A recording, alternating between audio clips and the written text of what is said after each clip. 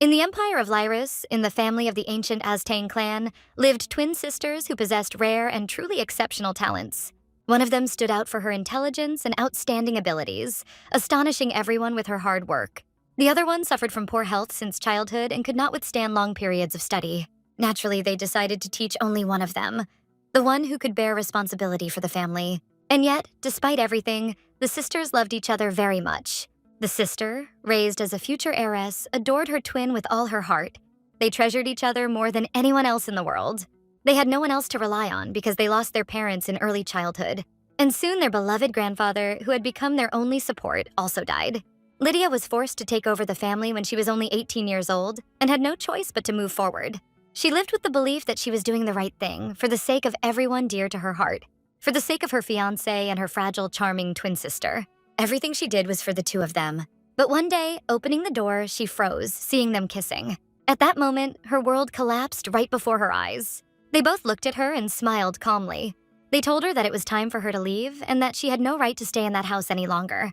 Lydia couldn't believe it was her own sister who said that, and Erica just repeated that she should leave quickly.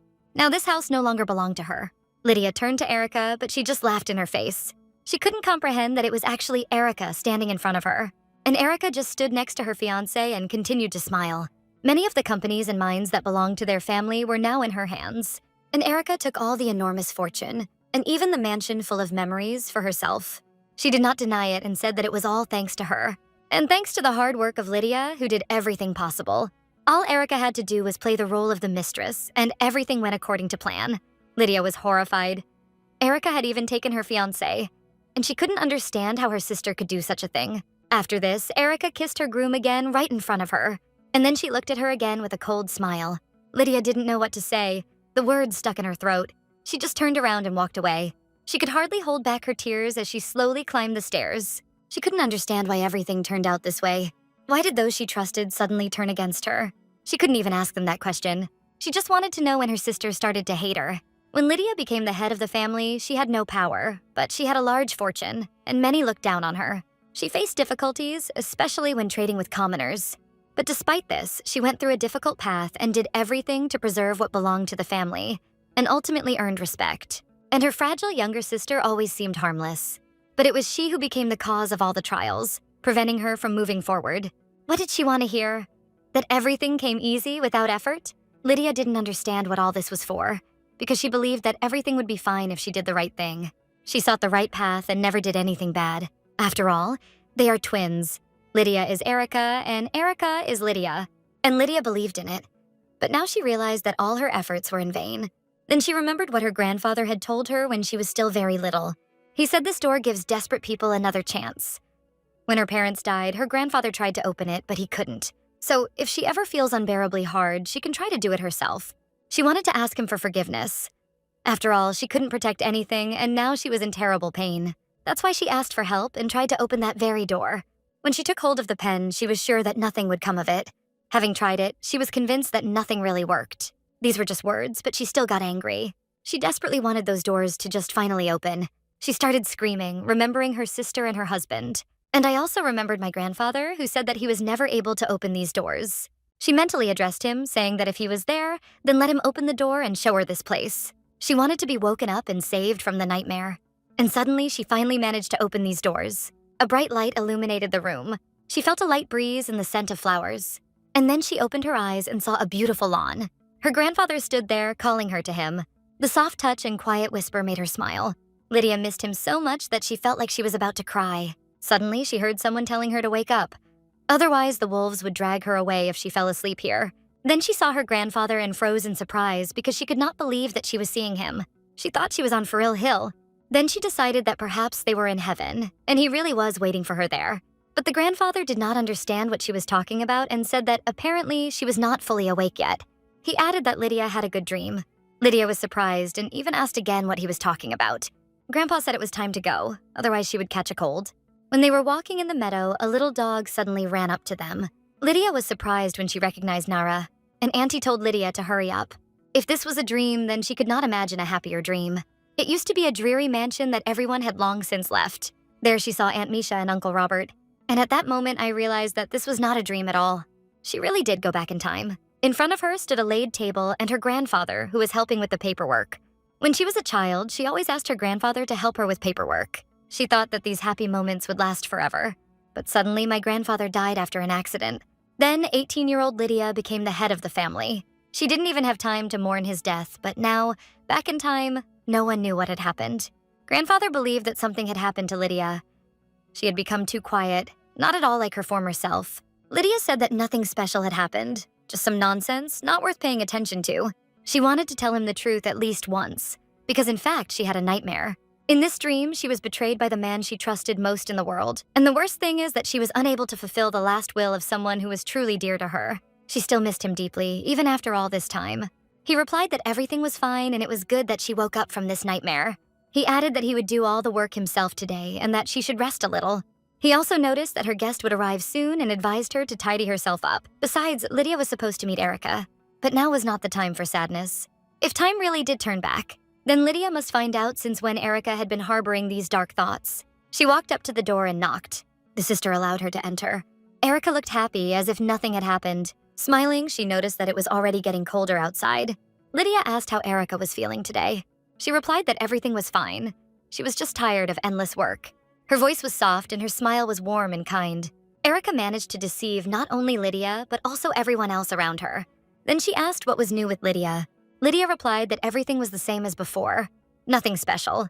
Then Erica added that she had heard about some guest arriving today. Lydia was surprised, and Erica reminded that Lydia herself was talking about someone very special. And Erica also noted that if Lydia knew such a wonderful person, it meant that she herself was special too. She said she was proud that Lydia was her twin sister. Lydia, hearing this, admitted that she did not remember talking about any guest. Then she asked Erica to have lunch without her today. She would prepare everything necessary herself. Erica couldn't understand why her sister suddenly started acting strange and distant, as if she was hiding something. Despite Lydia's surprise and coldness, Erica still agreed, not understanding why her sister no longer looked her in the eyes. Meeting the pervert and signing the contract seemed easier to Lydia than having an open, emotional conversation with her sister. From that moment on, Lydia's trust in Erica completely disappeared, and she could no longer believe a single word she said. Lydia was determined that she would never again allow herself to trust her sister, no matter how close she was. All the warm memories of the past, when the sisters were close, began to crumble, losing their meaning and warmth in her heart. They seemed to shatter into tiny pieces inside Lydia, leaving behind only emptiness and pain. When Lydia saw Erica again, a strong desire arose in her soul to ask since when and why her sister had changed so much. She tried to understand why Erica could commit such cruel acts, devoid of pity and explanation. Even after returning to the past, Lydia was unable to ask this question, leaving it hanging like a heavy burden in her heart. Now she has no choice but to find the answer herself. The atmosphere in the mansion had been tense for a long time. Lydia felt it in every glance and every step along the marble corridors. She had heard only passing mention of the guest, and this only fueled her curiosity. But Lydia still had no idea who exactly was supposed to arrive. Her thoughts were jumbled and her heart beat a little faster, anticipating a meeting with someone important. Everything would become clear soon. They would see who this mysterious visitor was. Lydia sensed that something significant was coming and tried to remain calm. After all, having risen to head of the family at such a young age, she was accustomed to maintaining composure even in difficult situations. Her willpower commanded respect. Indeed, it seemed there was nothing she couldn't handle. She believed that any storm would subside if she maintained her dignity. In reality, she was simply trying to appear confident while hiding her anxiety. The words that came out of her mouth were more defensive than convincing. After all, another blow of fate awaited her ahead. A new traitor, about whom she did not yet know, but she felt the approach of disaster. When the door opened, Lydia almost lost her composure. Her ex-husband stood before her. His face evoked unpleasant memories. In that moment, she realized she had missed something important, as if the past had caught up with her, reminding her of old vows and pain. The husband approached her calmly and said that he was grateful for the invitation, as if there had been nothing between them that could have destroyed them before. Today was her 17th birthday, the day the man standing before her once confessed his love. He won her trust then, but soon shattered it in an instant, leaving behind only disappointment and bitterness. Now he had come again to propose. It was Marquis Yuri, the very one she had sworn to forget. Ambitious and respected by all, he already inspired admiration for his determination and cool mind. Moreover, he was her fiancé, who came from a family capable of influencing the fate of the entire empire and possessing untold wealth. When their families announced their engagement, the entire court was in talks. The union proved advantageous and received the approval of influential nobles. Yuri was a man of great ambition, and it seemed he had everything. Lydia thought postponing the wedding wouldn't do any harm. She wanted to believe that he could be trusted, because today was supposed to be their second meeting after he gave her the ring. Yuri said he was honored to be invited to the Freelay family home, and his voice sounded almost sincere. Then he handed her a bouquet, as if wanting to show that he remembered her every preference, every little detail. They were blue roses, rare flowers created by alchemy, and they glowed softly under the candles of the hall. Of course, Lydia knew about these roses in advance.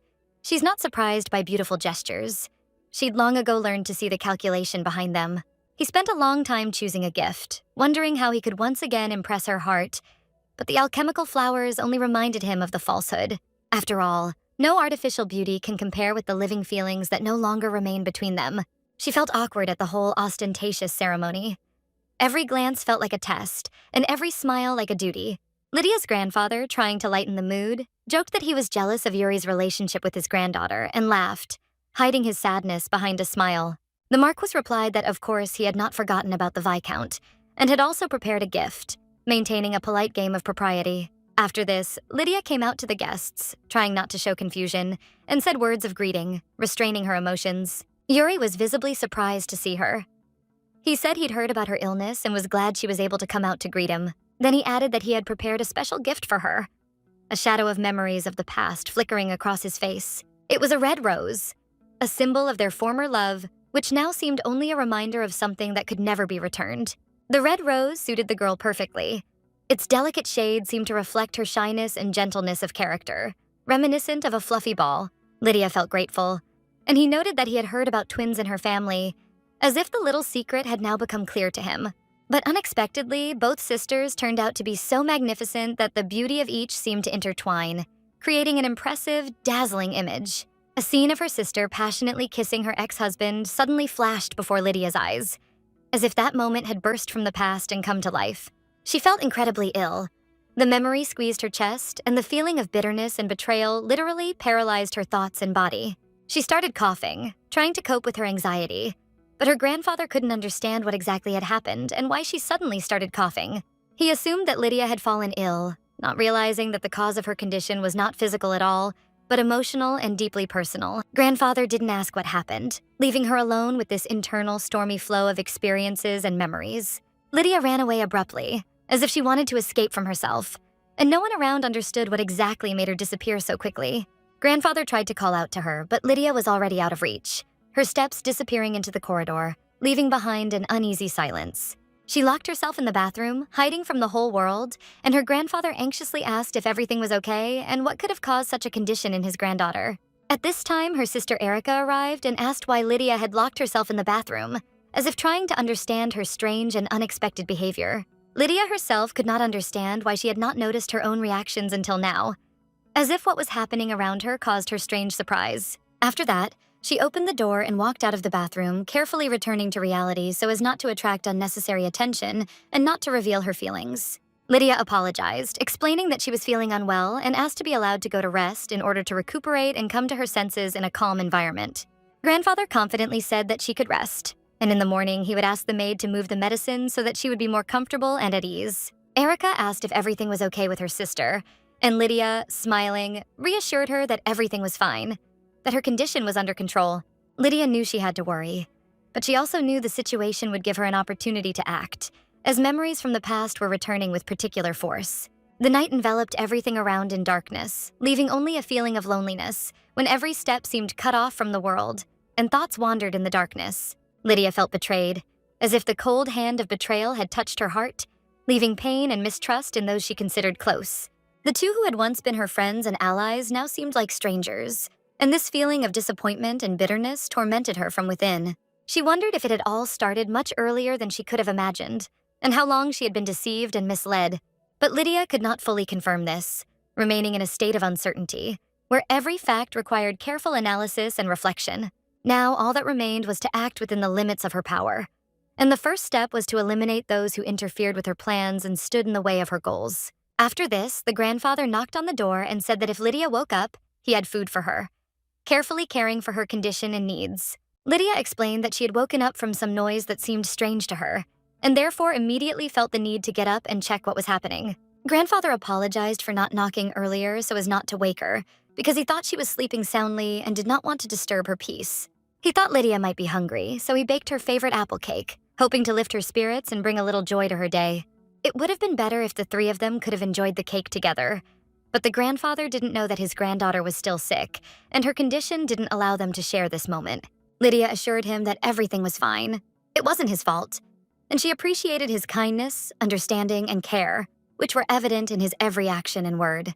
The Marquis spoke with him privately, explaining that he wanted a serious relationship before the wedding, so that the engagement would be genuine and promise a future without deception. No matter how much Lydia tried to escape her fate, her steps and decisions seemed predetermined, and she understood that it was impossible to completely avoid what was about to happen. She turned away to collect her thoughts, and her grandfather said that he understood her feelings, staying close and supporting her even in the most difficult and unpredictable moments. He wanted Lydia to be in charge of her own life and insisted that he obtain her permission personally, without intermediaries. Grandfather Skari noted that although he is often at home and is a good person, it is very important to him that Lydia's opinion is taken into account in any decisions. Lydia declared that she hated him, and her grandfather was shocked by such a frank admission, not expecting such a reaction from her. He realized that then they had no other choice and would have to act based on her position, no matter how difficult it was. She must have known he wasn't the type to take rejection lightly, and that made his determination even more palpable. Lydia admitted to herself that she knew about it, and mentally noted that he was a terrible person, causing her mistrust and fear.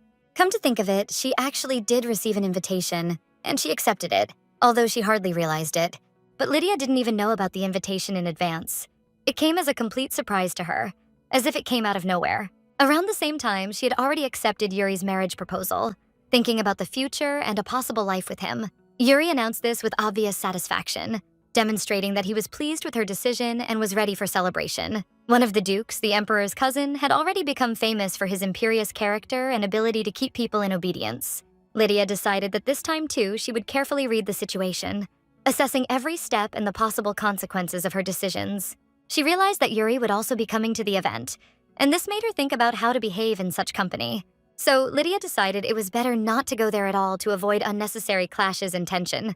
A new thought came to her mind that could change her decision and make her act differently than she had previously planned.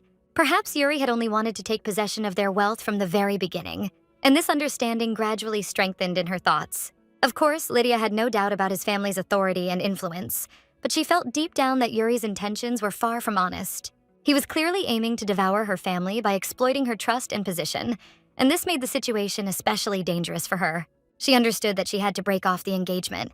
Otherwise, the consequences could be too serious and irreversible. This decision was not in her usual style, but she decided to at least try to protect herself and her loved ones. A couple of days later, she found herself in the Duchy of Burdian, observing the familiar yet still majestic scenery and atmosphere. Lydia looked very beautiful, and it had been so long since she had attended a ball that it felt completely different. Now she felt completely new emotions that filled her with slight anxiety and anticipation of events. After this, a male voice addressed her, and Lydia immediately understood who it was, feeling a familiar energy nearby. He remarked that she looked stunning today, and it sounded like a compliment, making her tense up inside.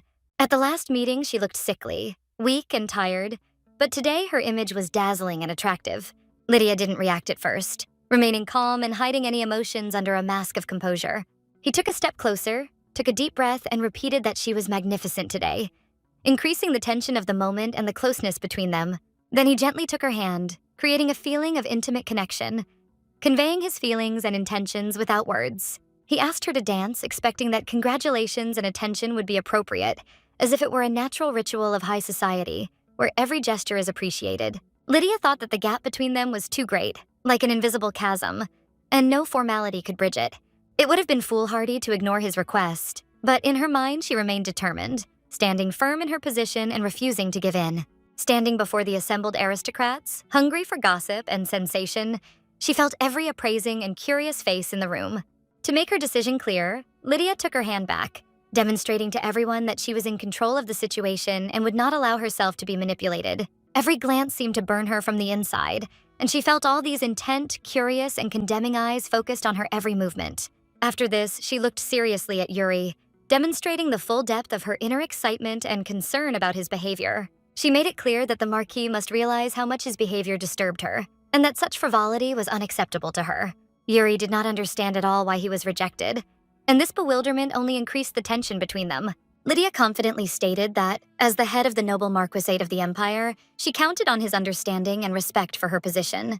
The scandal involving the head of the famous Marquis family and his disgraced granddaughter has been carried out in society, leaving shame on Yuri's face. He found himself in a position where it was impossible to save face in front of the nobility, and his every move was now subject to surveillance. Lydia politely but firmly said that with his permission she would decline, emphasizing her independence and control over the situation. After that, she turned around and left, leaving behind her whispers and surprise from everyone present in the room. Rumors of her daring behavior will soon begin to spread through high society, as always happens when someone breaks established rules. They will say that the impudent girl from a famous family does not know her place, trying to put her in her usual place in the hierarchy. But Lydia was used to this, and these conversations were little different from what she heard when she first became the head of the family. Calculating profits and losses, she easily made decisions related to business and family interests, without much difficulty or hesitation. But getting used to constant communication with people and public ceremonies was difficult for her. No matter how much time passed, it remained a challenge. And this man was familiar to her, and she knew that his presence in society always aroused interest and discussion. This is the Grand Duke of Burdian, known for his reputation and ability to be the center of attention without losing influence. The nobility loved to discuss people behind their backs. Gossip about him was even greater than about Lydia herself, creating a constant focus on his personality. Every word and assessment about him was surrounded by rumors, and now his attention was drawn to women who were trying to win his favor. He was under excessive attention from society, where women tried to attract his attention and affection by any means necessary. The empire, with its vast plains and resource reserves, existed only thanks to the patronage of two influential dukes who maintained order and power. One of the duchies is Burdian, a prestigious military family that produces guard commanders and generals, playing a key role in the empire's security. Lydia had not heard of any problems in this family due to the character of the head, Ivan, who remained true to his principles and honest with the people. He was never proposed to, as rumors about his attitude towards women were well known and society was skeptical about the matter. He did not deny these rumors, and because of this, her own position in high society was threatened, and her interaction with business was limited. Many people tried to understand or forgive his behavior, but Lydia did not know what was true and what was rumor, and only guessed that he was tired of all this. But since he was a duke, Lydia was sure that everything would be fine with him, because his status guaranteed a certain stability and respect. He was not what gossip and rumor had described him to be. Reality concealed a far more complex and interesting person. Only when their eyes met did Lydia realize how different the Duke's strength and charisma was from what others had told her. Lydia paused for a moment, thinking about her future, how her life would turn out and what decisions she would have to make. She turned and began to walk further, feeling how each step took her away from her old doubts and old attachments. Yuri remained behind, not understanding why Lydia was acting so decisively and distantly, as if hiding something. Perhaps all the previous refusals are not yet enough to finally get rid of his persistence and interference. To finish off Yuri, she needs someone who will agree to her marriage proposal, even if it's just for show. But at the moment, Lydia had no suitable candidates for the role of groom, and this added to her anxiety. Suddenly, someone called her, and the sound of the voice made Lydia freeze, feeling the familiar tension. It was Yuri standing in front of her, his gaze serious, as if he was weighing and considering something. He looked reserved as he asked her to wait, as if every word and gesture had meaning and could not be rushed. Yuri said that Lydia should stop and grabbed her hand, not letting her go further and restraining her movement. Lydia looked at him in surprise, asking what he was doing and ordering him to let go of her hand immediately. He insisted that she must agree to his proposal, promising to let her go, otherwise she would try to escape again. Lydia firmly declared that she would never do such a thing. At that moment, the Duke appeared and asked what she was doing in someone else's garden. His tone was stern, without pleasantries, and he felt he had the right to demand an explanation of what was happening here. He asked what exactly they were doing there, watching the tense scene between Lydia and Yuri. Lydia, seeing the Grand Duke, was completely confused, not understanding why he was there and what the purpose of his visit was. The Marquis also began to sigh, feeling that the situation had gotten out of control and required explanations and intervention. He admitted that there had been a misunderstanding, trying to soften the situation and explain his presence. The thing was that their engagement was about to take place, and now his chosen one was slightly offended by him, but it was not critical. Lydia categorically stated that this was not the case at all, and the Duke noted that such behavior looked strange for lovers. Lydia considered such words to be complete nonsense and was not going to take them seriously, remaining firm in her feelings. The Marquis repeated again that Lydia was not indifferent to him, trying to prove his opinion despite her indignation. Lydia was furious, unwilling to believe that she had ever trusted this man or felt even the slightest sympathy for him. She didn't understand how Yuri dared to treat her like that, putting her in an awkward position and demanding her consent to marriage. Indignation grew inside Lydia. Was she really supposed to put up with such an attitude and accept his conditions in this life? She pulled her hand away, pushing him firmly, showing that her patience and trust in him was completely exhausted. Yuri became furious. His gaze became sharp and threatening, as if a memory of the past had come to life again. The look was reminiscent of when he kissed her sister, bringing back a storm of memories and disgust. To Lydia, he looked like an ordinary insect, insignificant and not deserving of trust or forgiveness. The Duke, who was watching what was happening, turned to the Marquis, clarifying the situation and demonstrating his confidence and authority. He said that although he is younger, he will simply call him Yuri to bring clarity and certainty to the conversation.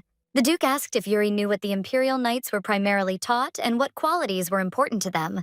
These knights are taught nobility, the ability to protect the weak and remain loyal to their country, which is part of honor. This is a source of pride and an important component of a knight, and the Duke noted that Yuri's current behavior is completely inconsistent with these principles. His actions and manners were contrary to knightly honor, causing surprise and displeasure in the Duke, because this is not how one should behave. Lydia watched as the Duke calmly expounded these truths, understanding that justice and honor were more important than personal whims. The situation was becoming increasingly tense, and it was clear that Yuri had to acknowledge his mistakes and change his behavior.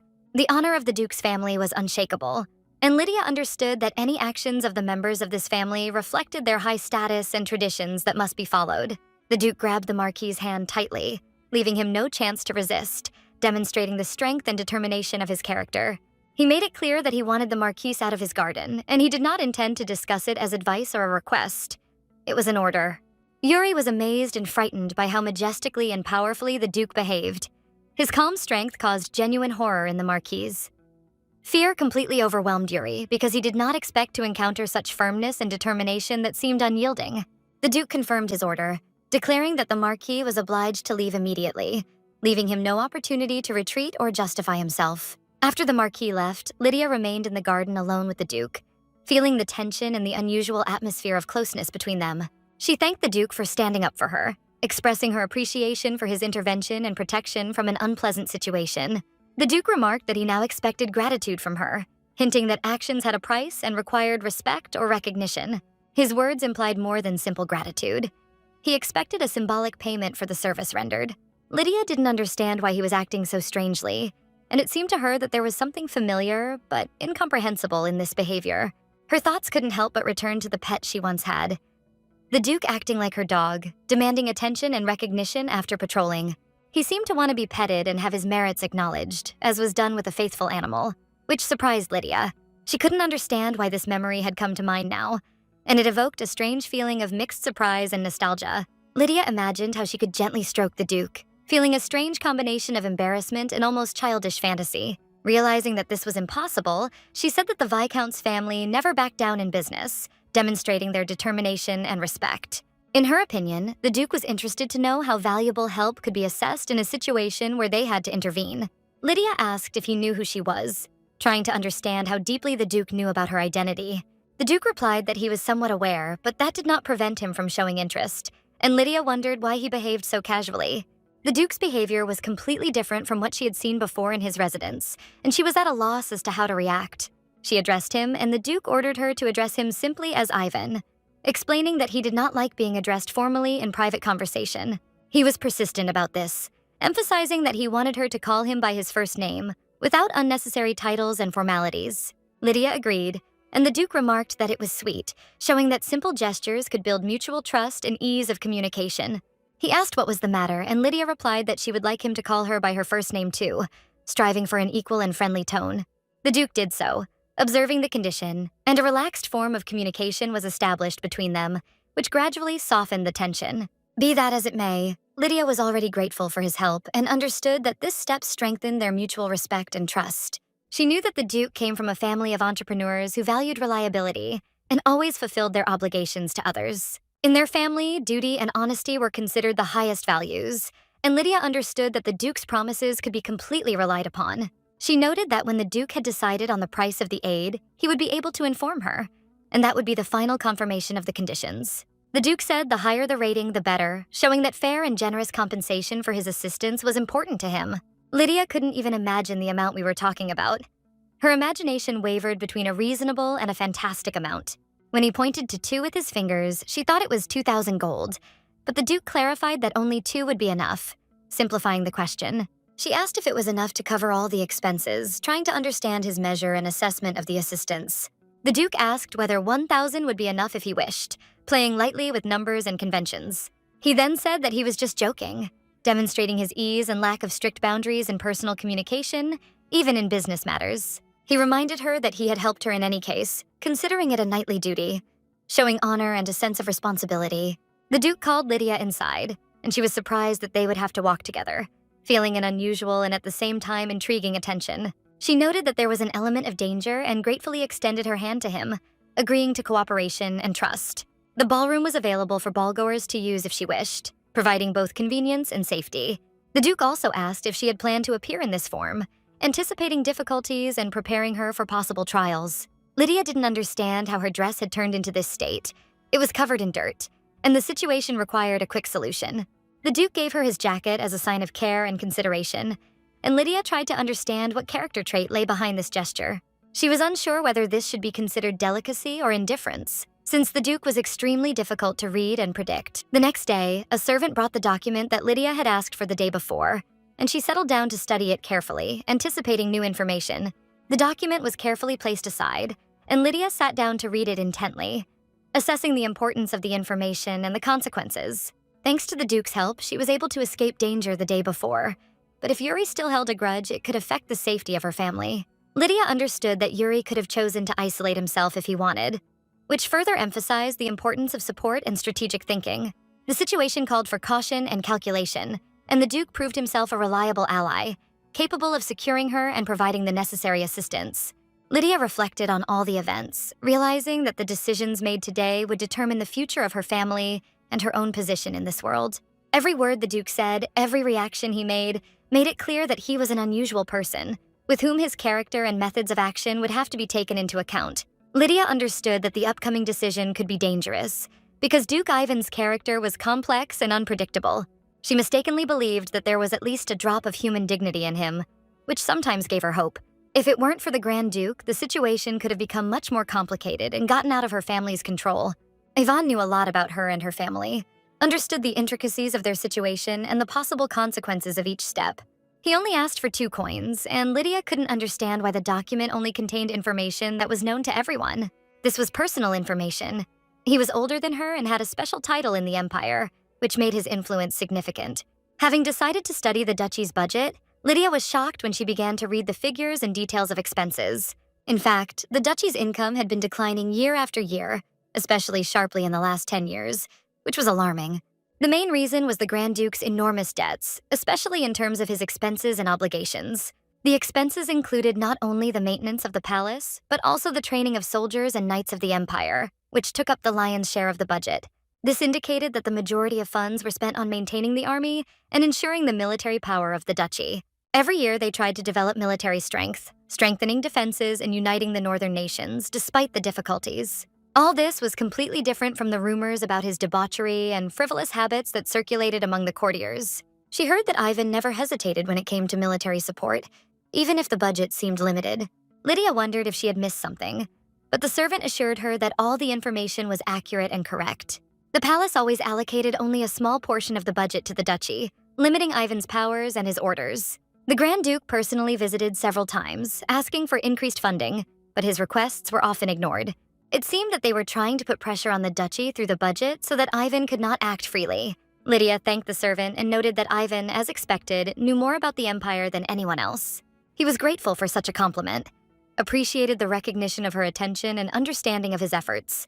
The concept of power remained ambiguous for him, balancing between duty, influence, and personal principles. Unable to provide sufficient financial support for the duchy to which he had dedicated himself for 600 years, he ran into difficulties. Out of fear of a possible rebellion, many decided to betray him first by imposing restrictions and chaining him. And then Lydia realized something. Realizing the hidden depth of the situation and motives that had previously remained unclear. She suddenly jumped, and the servant, noticing this, asked what had happened, expressing surprise and concern. Lydia reassured him that everything was fine and suggested that he was probably just tired from the hustle and bustle of the day. She asked the butler to prepare the carriage so that they could go to the Grand Duke's house without wasting a minute. Lydia hurried, almost ran, feeling an inner haste and a desire to meet the Duke as soon as possible. The Duke allowed her to enter, realizing that Lydia's visit might be important and require his attention. Lydia noticed the disorder on his desk and couldn't resist asking why, surprised by such unusual carelessness in the usual strict order. He looked at her in surprise, and his face showed a mixture of curiosity and slight confusion, as if he had not expected her to appear at such a moment. The Duke asked whether it was really Lady Lydia in front of him, as if confirming her identity and high status in order to make sure that his guesses were correct. Lydia wanted to talk a little, and he replied that he was just about to rest a little, seeing no obstacles to conversation and ready to devote his time to her. She offered to stay and placed a chair in front of him, demonstrating respect and a willingness to talk, showing that she was ready to conduct the dialogue with dignity and calm. The Duke made sweeping gestures as Lydia sat opposite him, demonstrating a relaxed and open dialogue without formality or tension. He asked if something important had happened today, or if she had only come to pay the 2 gold coins she had previously promised to return. Lydia confirmed that she had come specifically to pay off the debt, fulfilling her promise and showing respect for him and the established obligations. She took 2 gold coins from her pocket and carefully handed them to the Duke, observing all formalities and rules of propriety, without allowing the slightest haste. Lydia explained that she wanted to repay the debt, emphasizing the fulfillment of obligations and respect for the Duke's position, demonstrating the seriousness of her intentions. He noticed that at times she was not at all like the typical representatives of a noble house, being distinguished by her freedom of character and courage in her actions. Lydia emphasized that they were business people, and that only fulfilling obligations was important, not status or origin, leaving formalities in the background. Winter had not yet arrived, but preparations for it were in full swing, requiring attention to every nuance of the palace and constant control over the organization of work. The Duke was busy with all the preparations, planning ahead and taking into account possible difficulties, despite the fact that the cold had not yet been fully felt. He noted that winter is the most difficult time for the duchy, requiring maximum preparation and constant monitoring of security and order. Although the border needed protection, it was much more difficult than it seemed, and it worried Lydia no less than the usual administrative and everyday problems of the palace. She came to take care of the soldiers who were shivering from the cold and to try to ease their suffering, showing concern for those who defended the duchy. Lydia believed that everything was interconnected, so she decided to simultaneously solve her own problems and take care of the problems of others, without separating the important from the unimportant. He wanted Lydia to get to the point without long introductions, without wasting time on empty words, valuing every moment for solving really important matters. The Duke asked what exactly she was talking about, trying to understand her intentions and thoughts, which seemed complex and incomprehensible to him at that moment. Lydia couldn't understand why he was wary. His stubbornness was stronger than she expected, and this forced her to act more carefully, avoiding sudden movements. There was no other way out. She knew that she should not provoke him again and risk their trusting relationship, realizing that the slightest mistake could cost her dearly. She knew they were facing a serious problem, and how she acted would determine not only her reputation, but also the further development of events. He had a financial debt that weighed on him and affected all his decisions, influencing his actions and creating additional stress in any situation. In addition, the Duke wielded enormous power and influence, which made the situation even more complex and required Lydia to be careful and attentive in every step. The Duke noticed that she was mentioning things that were supposed to remain secret, and this surprised her slightly, showing that he was closely listening to her every word. Lydia smiled, showing confidence, and emphasized that in this world, it was almost impossible to hide anything. Secrets quickly became known, and secrets were short-lived. The Duke responded with a slight smile, as if acknowledging Lydia's courage and directness, but there remained an attentiveness in his gaze that concealed caution and thoughtfulness. Nevertheless, he inquired about what she was deciding on, testing the limits of her courage and determination, trying to understand how serious her intentions were. Lydia stated that she was ready to become the next head of the family, fully accepting responsibility for her decisions and understanding the consequences that may follow. The Duke remarked that he already knew of her intentions, showing that his awareness was not inferior to hers, and a tacit recognition of mutual understanding arose between them. Lydia offered him a list of families with large fortunes who could help them with their affairs, demonstrating the thoughtfulness of their steps and strategic thinking. A time of power and injustice had shattered the swords of empire, leaving a burden of debt that would stretch across generations, complicating any attempt to restore balance. Therefore, Lydia stated that she was ready to deal with this problem instead of the Duke, taking full responsibility for the consequences and possible risks.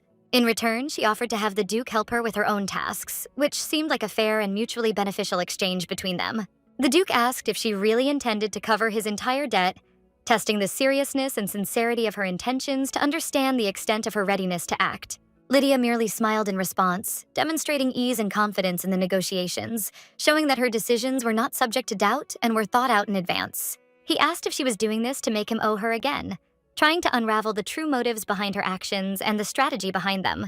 She confirmed with a smile, showing that her calculations were careful and thoughtful, and that every step was verified and aimed at achieving a long-term goal. The Duke asked if she wanted to take control of his lands, testing the boundaries of the deal and the extent of the influence she intended to gain as a result of the agreement. Lydia replied that he would not have to pay the debt in money, which raised doubts in him and forced him to reconsider her true intentions and plans for the future. She explained that she meant guarantees that would ensure the stability and security of the transaction, rather than direct financial compensation, which made the offer unusual. So Lydia prepared a family check, which served as confirmation of her seriousness of intentions and a demonstration of the resources ready to support their agreement. She handed the check to the Duke, symbolizing trust, readiness for decisive action, and the fact that her words were backed up by concrete evidence of a serious approach to the matter. Lydia explained that only 3 such checks are printed annually, and a special stamp on the back confirms their authenticity. Past debts, government interest, and financial obligations had destroyed his budget and required intervention. The Duke could not understand why she was doing this, and her action seemed unexpected and unusual to him. Lydia said she would pay him $100,000 in gold, offering a solution that seemed simple but meaningful. She intended to do this with one stroke of the pen, which surprised the Duke even more and made him think. She explained that it could be considered an investment, and he asked what kind of investment it was, waiting for details. Lydia replied that she would tell him later when the contract was signed, leaving the intrigue and control over the situation. She was only Vic's granddaughter and wasn't supposed to be in charge of such large sums of money, which made her proposal bold. The Duke doubted whether she could actually provide such a large sum, testing her capabilities and resources. Lydia assured that $100,000 in gold was no problem, and she was quite capable of fulfilling her promise. It turned out that her family had been underestimated and their fortune was much greater than others had assumed. He said that since he was not a merchant, he should not consider this stupidity. But it was important to understand Lydia's motives and goals. The Duke wanted to understand what she really wanted from him in order to evaluate their further actions and agreements. The document she had placed on the table earlier was an important contract defining the terms of future obligations between the parties. Lydia wanted the Duke to read it carefully, evaluate all the points, and understand that this was not just a piece of paper, but an action plan. The Duke was skeptical, as if he doubted the seriousness of the document and whether her words could be trusted. It seemed to her that he had already revealed his intentions, but it was as if an invisible wall had grown between them, which was difficult to overcome. Despite this, he looked unusually interesting, almost awakening in Lydia a desire for flirtation and light play between them. But Lydia needed to wake up, because she knew that the Duke was not in the mood for women and was not looking for a romantic relationship. And yet, the anticipation did not leave her. Her heart speeded up a little, thinking that an unusual situation awaited them ahead. He stated that according to the agreement, they would have to marry, given the formal terms of the document.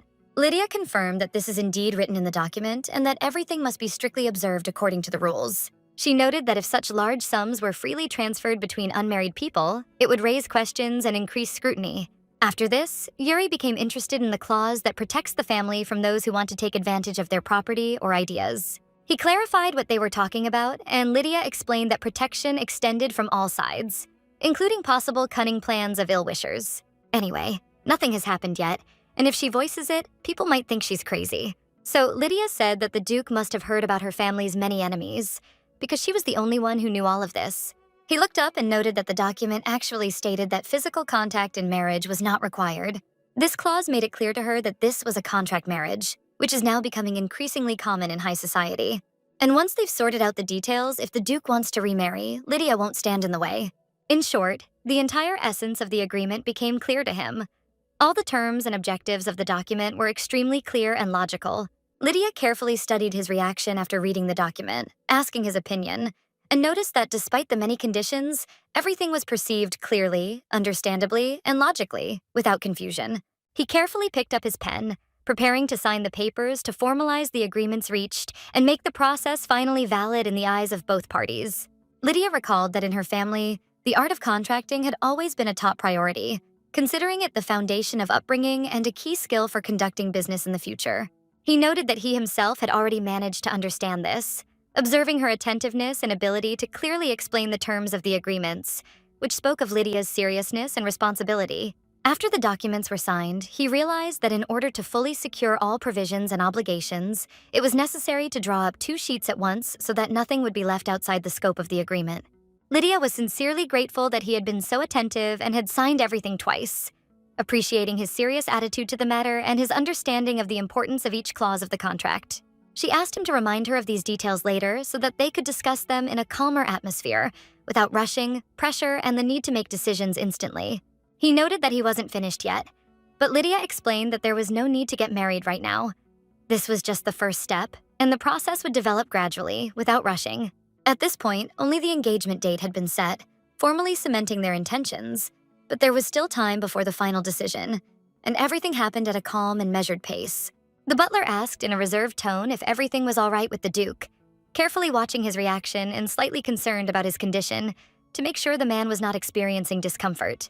The Duke was all flushed and remarked that the contract had in fact been written, perhaps in vain, causing Lydia to smile slightly. Yuri was worried about her family, but Lydia didn't think she would take the first step herself, leaving the initiative to the Duke, carefully assessing the situation. Moreover, the terms of the gold contract were precise and fair, not exaggerating, but merely confirming his intentions and promises. What he was about to offer Lydia was completely in line with her expectations and contractual calculations, as if their thoughts and plans had suddenly merged into one. He paused for a moment, remembering how Lydia had gone over every detail of the agreement in detail, and he sensed how seriously she had taken her preparations. The calm and confident expression on her face inspired confidence, imparting a sense of assurance and creating the impression that she was a person who knew her business. This state gave a familiar comfort, but at the same time there was a slight feeling of deception, because he understood how carefully Lydia had thought everything through in advance. A contract marriage meant giving up part of one's own future, but given the family's circumstances, the decision was difficult, though necessary for both parties.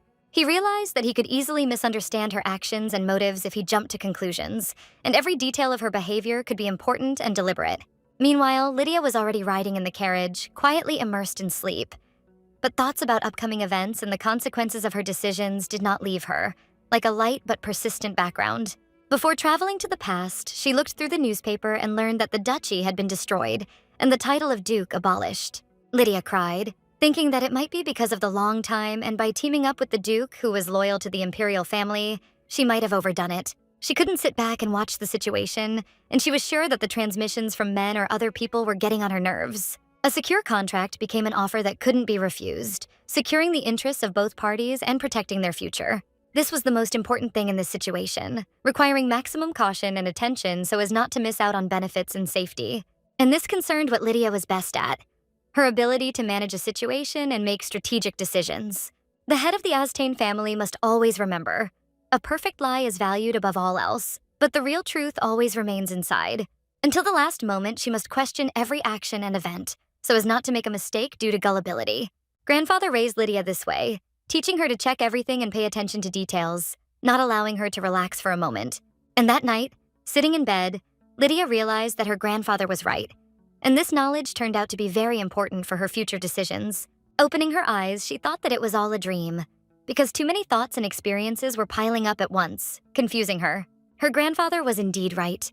Until the situation was over, she should not question everything, but only key points and details. The next morning, her grandfather approached her and informed her that a letter had arrived that required her attention and immediate consideration. Lydia was very grateful to her grandfather for bringing the letter personally, appreciating his care and attention to important details. When she opened the letter, she immediately understood who it was from, because the style and handwriting were recognizable and familiar to her. She started reading it, and it turned out that the letter was from Ivan, with whom she had agreements and upcoming plans. The letter stated that several days had passed since the contract was signed, and the time had come to fulfill certain obligations. Lydia, as promised, will provide him with 100,000 gold coins, which will secure their agreement and financial obligations. In addition, she took with her several talented people who could help in implementing their plans and strengthening their positions. Ivan received help in his work because they were partners and had to share the most important secret on which success and trust depended. He firmly promised that he would pay off the debt that hung over him, leaving nothing in case circumstances changed. Lydia sternly reminded everyone that everything would be according to the contract, emphasizing the need to strictly adhere to the terms and conditions without any liberties. He also heard that Lydia's family valued trust above all else, and he understood that any actions had to be honest and open. Living with debt was alien to his rules, and he was not used to taking on obligations without confidence in his own strengths and capabilities. Lydia noticed that he dressed especially for the future bride, as if showing respect and solemnity of the moment, but Ivan replied that this was not necessary, that such signs of attention were not obligatory for him. Nevertheless, he was grateful for the compliment and understood that such attention was important for Lydia and her family. From then on, Ivan sent daily reports demonstrating discipline and precision, as he came from a family of knights with traditions. Frankly speaking, such an attitude could not be simply welcomed, but it showed his seriousness and responsibility. On the contrary, it was better to sit down, drink tea, and discuss everything calmly without giving in to haste and emotions. The ducal family has served truth and faith for 6 centuries, passing these principles down from generation to generation. Even the Grand Duke came personally and asked for the rules to be followed, but these requests often went unheeded. They had no choice but to give their full support, understanding the importance of maintaining traditions and commitments. Lydia knew she wasn't much better at following strict rules and obligations, but she tried. In recent times, the Grand Duke wrote to her frequently, maintaining contact and paying attention to her actions and decisions. Lydia believed that they had a good relationship, although her grandfather was very worried when she announced her intention to attend the Grand Duke's ball. She assured me that there was no need to worry because she was already old enough to make her own decisions. The girl couldn't believe she had found her soulmate, and this feeling both made her happy and scared her. Lydia asked again, and Ivan noticed that the Duke sent her letters every day, filled with warmth and attention. But Lydia replied that these were more likely business or social purposes, since she had invested in the duchy and maintained order. Her actions were always aimed at the good of others and not just her own desires, and she carefully kept this in mind when making every decision. Grandfather was aware of the rumors and gossip that circulated about the Duke, but Lydia believed that they should not be given too much importance. She was sure that even her dog would be able to appreciate all these conversations and speculations with humor if he could understand human nature. Lydia understood that blindly believing rumors was dangerous, because the Duke taught her to understand people and see the true essence, and not superficial manifestations. She agreed that it is important to focus on truth and facts, rather than fictional stories and gossip that can lead astray and distort judgment. The perfect lie was to conceal the truth so convincingly that no one would suspect deception or begin to doubt her words. To do this, it was enough to come up with a plausible story and carefully support it, hiding key details so that there were no gaps. Even if rumors arose about the Duke, they could not fully reveal his true intentions, character, and who he really was at heart. The Duke's preference for privacy did not at all imply secrecy. It was rather a manifestation of his habits and style of behavior, rather than secrecy. Previously, Lydia did not particularly enjoy balls, but over time she realized that they are not so unpleasant, especially when it is necessary to maintain status and traditions. At first she was afraid to be alone, but gradually she realized that loneliness would not bring any benefit, and decided to act more decisively and consciously. Her efforts bore visible fruit, and she felt grateful for the opportunity to learn, grow, and improve through participation in various events. When Lydia met the Duke's gaze, she saw gratitude and respect in his eyes, which strengthened her confidence and determination in her actions. From this experience, she concluded that one must not relax and must always remain attentive and careful in all matters, even in small things. Grandfather watched her reaction closely and asked what she said in response to recent events, trying to understand her inner state. Lydia said that nothing special was happening, but Grandpa noted that this week they would be moving to the main estate, where they would prepare for big changes in their lives. Lydia's coming-of-age ball was soon to take place, an important event not only for her, but also for her twin sister Erica, for which everyone was preparing with great attention. The coming-of-age of both sisters became the center of everyone's interest, and preparations for the celebration began well in advance, carefully considering every detail to ensure the holiday went perfectly. Lydia completely forgot about everything except the date of the contract, which remained the main thing in her thoughts and required special attention, determining her next steps. The Duke noted that Lydia would be the star of the ball, and that it was worth thinking about her outfit in advance, which would necessarily include strict black and bright yellow shades, in keeping with tradition. He added that her sister, as always, would be impeccably dressed, while Lydia should appear in a strict black outfit in order to comply with all the customs and expectations of society. But Lydia suddenly decided that this time she would do something different, choosing a bright and vibrant outfit that would break the usual norms and emphasize her independence and taste. She announced that this time she wanted to look bright and attractive, so that the attention of others would be directed at her, and so that her individuality would be obvious to everyone. The servant informed Ivan that the following week would be the ceremony marking Lydia's coming of age, an event which the Duke awaited with excitement, anticipating its significance and solemnity. The Duke anxiously inquired about the exact date, not expecting the event to take place so soon, and the realization of its importance caused him unexpected excitement and tension. He learned that the ceremony would take place at the main estate the following week, and an invitation had already been sent to him in advance, which added formality and official significance to the event. But the Duke declared that he had received no formal proposal, and this unexpected situation filled the servant with fear and a sense of impending trouble which he had not expected. Lydia proposed marriage without directly mentioning the coming-of-age ceremony, which seemed too cold and formal to the Duke, lacking the usual warmth and human softness. Although it was all just a contract, the situation seemed too strict and emotionless to the Duke, causing internal tension and a desire to understand Lydia's motives at such a cautious distance. He sent more than 5 letters trying to establish contact, but none of them received a response, which only increased his confusion, irritation, and sense of anxiety about the upcoming event. The Duke could not believe that Lydia had not notified him of such an important event, and he was determined to rectify the situation, to understand her intentions and ensure that everything went according to plan. The servant was frightened by his Duke's unexpectedly violent reaction, not expecting such tension and emotional upheaval in a relationship that had previously seemed calmer and more predictable. Lydia had not expected the Duke to be so stern and intimidating, and this immediately created a tension that she had to deal with sooner than she had expected. Lydia and Erica rode in the carriage, slowly gliding along the well-kept paths of the estate, feeling a gentle sway and breathing in the fresh air, which filled them with anticipation of the upcoming events.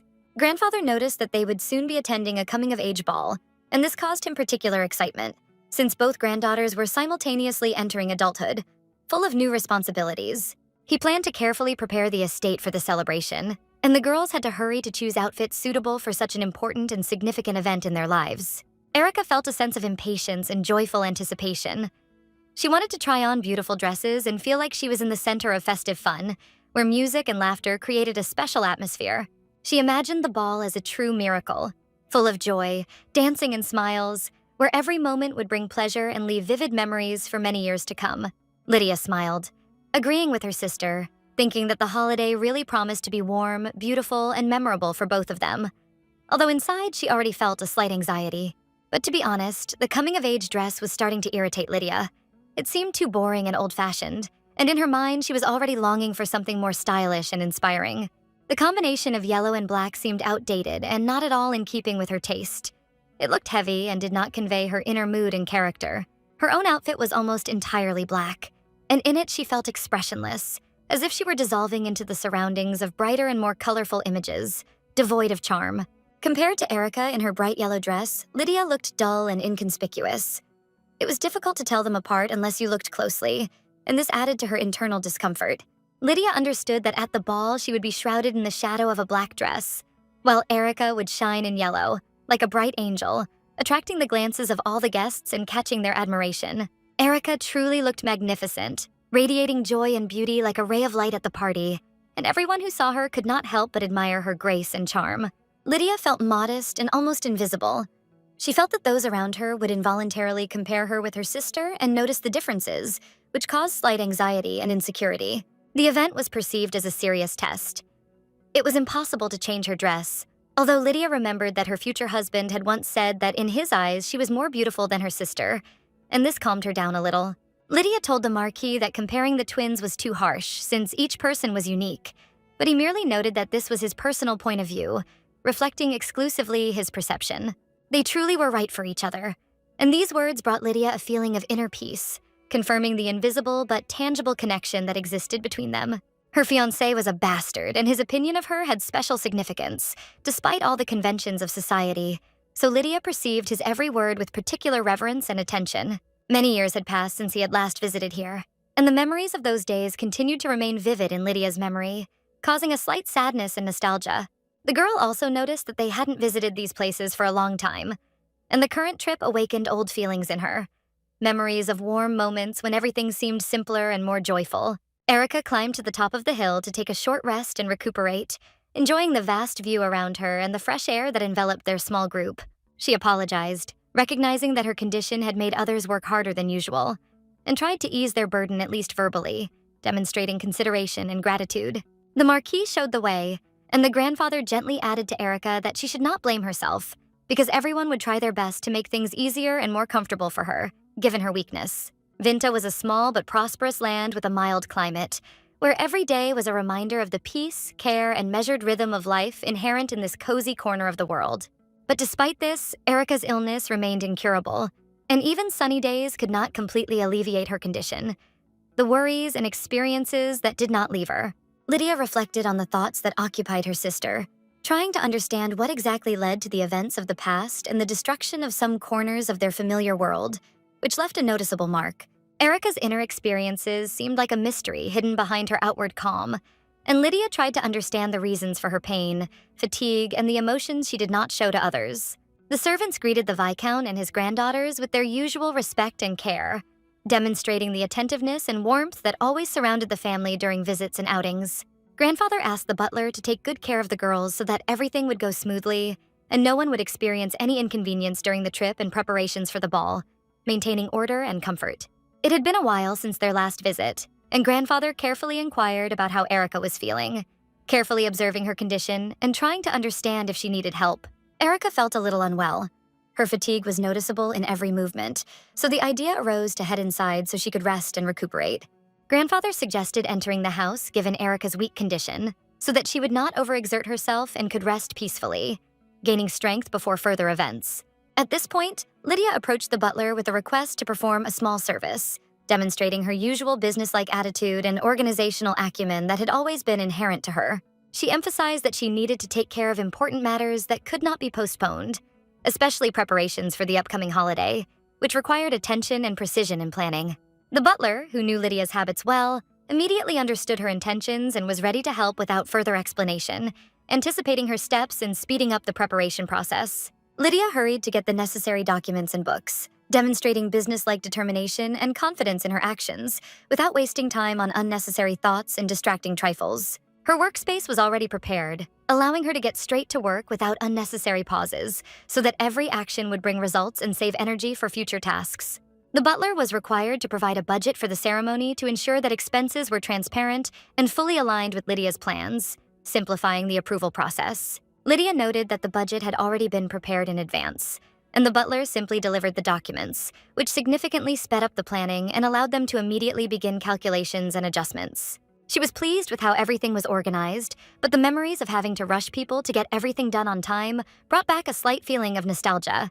The butler, with a slight smile, reminded her that he knew Lydia's character and her habit of controlling every little detail well, so he had prepared in advance to make her work easier and support the process. Lydia thought his impression of her was a little exaggerated, but she didn't argue, realizing that this was a manifestation of care and attention to the organization, and not unnecessary criticism. As always, minimal amounts were allocated for expenses, and Lydia understood that she would have to ask for an increase in the budget so that the holiday would be held at the proper level and meet her expectations. She decided to multiply all the expenses by 10 to ensure a decent level of celebration, emphasize the significance of the event, and create an impressive atmosphere for the guests. Lydia had heard that the Count's banquet hall was beautifully decorated and decided to rent it, rewriting the invitations and adding solemnity to the celebration so that every element was thought out. Despite respect for the butler's plans, the budget was calculated taking into account the recommendations of the Viscount, who valued economy and tried to avoid unnecessary expenses when preparing for events. But Lydia firmly stated that this was her celebration, and if the allocated amount was not enough, she would definitely discuss it in order to improve the level of organization and make the celebration perfect. Otherwise, the reputation and investment could suffer, which would affect the development of the territory in the long term, and Lydia wanted to prevent any such risks. The ceremony's organizers began meticulously preparing for the performances at the coming-of-age celebration for the next head of the family, which Lydia was destined to become, so that everything would go smoothly. Lydia was the central figure of the celebration, and the impression the celebration and her personality would make on the guests, as well as the general mood of the entire event, depended on her actions. As the protagonist, she sought to close the distance with the unfamiliar nobles by displaying confidence and demonstrating her leadership skills during the preparation and the ceremony itself. The butler was slightly perplexed, not understanding how to react to such decisive and independent actions of Lydia, because before she had been more cautious and dependent. The changes in Lydia were noticeable to the naked eye. Her confidence, ability to make decisions and manage the situation around her earned the respect and recognition of everyone present. The butler, watching her, realized that her idea was truly remarkable because it combined practicality, thoughtfulness, and the ability to foresee the consequences of her decisions. After this, Lydia ordered that a doctor be found for Erica, a specialist not connected to their family, with experience and a good reputation, capable of assessing her sister's health objectively. She wanted a doctor who was independent and could act without pressure or family habits, so that Erica's treatment would be as effective and safe as possible.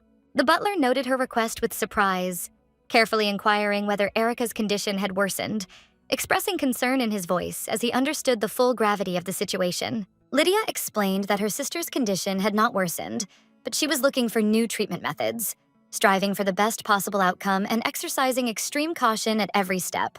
She also insisted that the butler not tell anyone about her plans, especially her grandfather, wanting to keep him calm and not disturb him prematurely. Lydia understood that she shouldn't give false hope, and decided that when Erica's condition improved, she would tell her grandfather everything herself, so as not to disturb his peace of mind. The butler assured her that he would fulfill her request, immediately begin searching for a suitable doctor, and would act with complete seriousness, understanding the importance of her intentions. Now Erica was living a completely different life, and Lydia decided to try steps she had never dared to take before, striving for independence and new solutions. Of course, someone might doubt her decision, and the idea itself might seem too bold for her sister, accustomed to the old order and familiar restrictions. Meanwhile, Erica watched in silence as her sister's behavior changed, marveling at her new approach and the inner transformation that was gradually manifesting itself in everything. The servants, noticing Lydia, greeted her with their usual respect and formality, demonstrating loyalty and readiness to carry out her instructions with due attention. Lydia wished everyone a good morning and announced that work would begin immediately, giving the process organizational and moral weight, demonstrating the seriousness of her intentions. After this, she began making comments, emphasizing that many tasks were only partially completed, and the rest required revision to meet her high standards. She criticized the servants for their inattention and mistakes, demanding that they be more careful and focused so that all preparatory processes met her expectations. Lydia noticed that many were already exhausted and losing concentration, which made it difficult to maintain order and the required level of preparation. So she increased her supervision and more actively directed the work. Lydia decided to prepare gifts for all the guests attending the coming-of-age ceremony herself. She wanted every detail to be perfect and to delight every guest. She chose pocket watches for the men and elegant brooches for the women. Lydia hoped these gifts would emphasize her guests' attention and their high status. Even if the costs increased tenfold or even 100-fold, Lydia had no intention of skimping on details, believing that this was necessary for a prestigious and important event. She completely restructured the budget, demanding frugality and attention from everyone. Lydia didn't rely on the family's old habits, trying to personally oversee every detail. This time, Lydia decided to act independently, ignoring her grandfather's advice and instructions. She was confident that her own vision would make everything better. Her goal was to exceed the expectations of the nobles, to show them that she was capable of more, and to prove that she deserved respect regardless of other people's opinions. Even if Yuri tried to use cunning or intrigue, Lydia was determined to show that she was above his manipulation and would not allow herself to be controlled. She wanted Yuri to feel helpless, seeing her independence and ability to keep the situation under control, to manage events and people around her. At that moment, Ms. Erica abruptly entered the room, attracting everyone's attention. Her appearance immediately brought a slight tension and liveliness to the atmosphere. Lydia offered to greet the guests, noting that she was meeting some of them in person for the first time. She tried to be attentive to everyone and create a friendly atmosphere. She emphasized the important place of her twin sister, Erica, who now also occupied a prominent place in family life, complementing her presence and influence. Erica has always strived to stand out and make herself the center of attention in any situation. Now this quality has become even more pronounced, attracting glances and sparking interest from everyone around her. Lydia invited her sister Erica for a while to prepare together for the upcoming ceremony, paying attention to every detail of the upcoming event. She explained that Erica's body was still weak and the preparation would not be easy, but the process would undoubtedly bring her sister some benefit and strengthen her strength. Erica, understanding Lydia's concern, of course agreed, trusting her older sister and ready to go through all the difficulties for the sake of the common cause. In Erica's presence, Lydia shone even brighter. Her care and love for her sister was obvious to anyone who observed them, highlighting their close bond. The next head of the family, as expected, was radically different from the rest. Her events and decisions always had their own unique flavor and style. Lydia looked at Erica with a blank gaze, as if trying to penetrate deeper into her sister's thoughts and understand what had previously remained hidden. Before, they had been too young to understand much. But now, looking at her sister, Lydia clearly saw everything that had previously escaped her attention. She understood that Erica's smile was always slightly false, hiding the real emotions that her sister knew how to carefully hide from strangers. After this, Lydia ordered all the servants to stop staring at Erica and get to work, reminding them that their attention should be focused on their duties. Moreover, these people saw Erica's face every day, so their gaze should not linger on her for too long, and they had to work productively. Lydia was sorry, but from now on, she was not going to allow her sister to take the leading role in family affairs and in the eyes of others. Last night, the butler told Lydia something important, information that made her wary and more attentive to her sister's condition. He admitted that he was unsure whether to tell the truth, but he assured her that Lady Erica was indeed perfectly healthy, and that was the key point for Lydia. Erica had been weak since childhood, so she could sometimes get sick, but now this did not pose a serious threat, and caring for her could be more relaxed. Lydia asked the butler if he could be held accountable for his words and confirmed that the information was completely accurate and without error. She wanted to make sure that there was not the slightest mistake, and that her confidence in her sister's condition was complete and beyond doubt. The doctor replied that he did not want to brag, but he was one of the best doctors in the empire, and that was why Lydia invited him, trusting his professionalism. Lydia acknowledged that this was indeed the case and was satisfied with the specialist's competence, seeing him as a reliable support for her sister. She asked the doctor not to tell anyone about Erica's condition, so that the information would remain strictly between them and would not become known to outsiders. Lydia clenched her hands, not understanding where the false information could have come from, and felt a strange mixture of anger and confusion. Even though the anger and anxiety were still there, my head remained cool. It was impossible to let my grandfather find out about this ahead of time.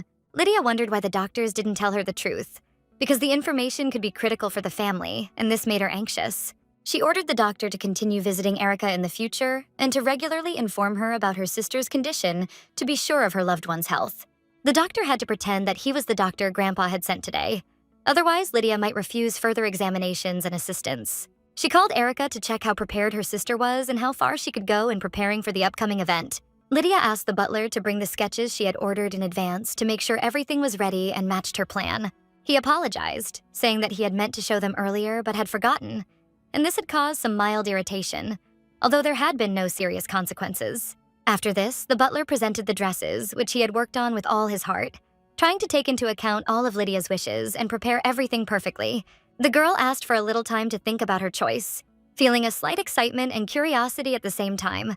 She turned to her sister to get her opinion and asked which outfit Erica liked the most. Erica, without thinking, pointed to one dress, expressing a clear preference for it, smiling slightly.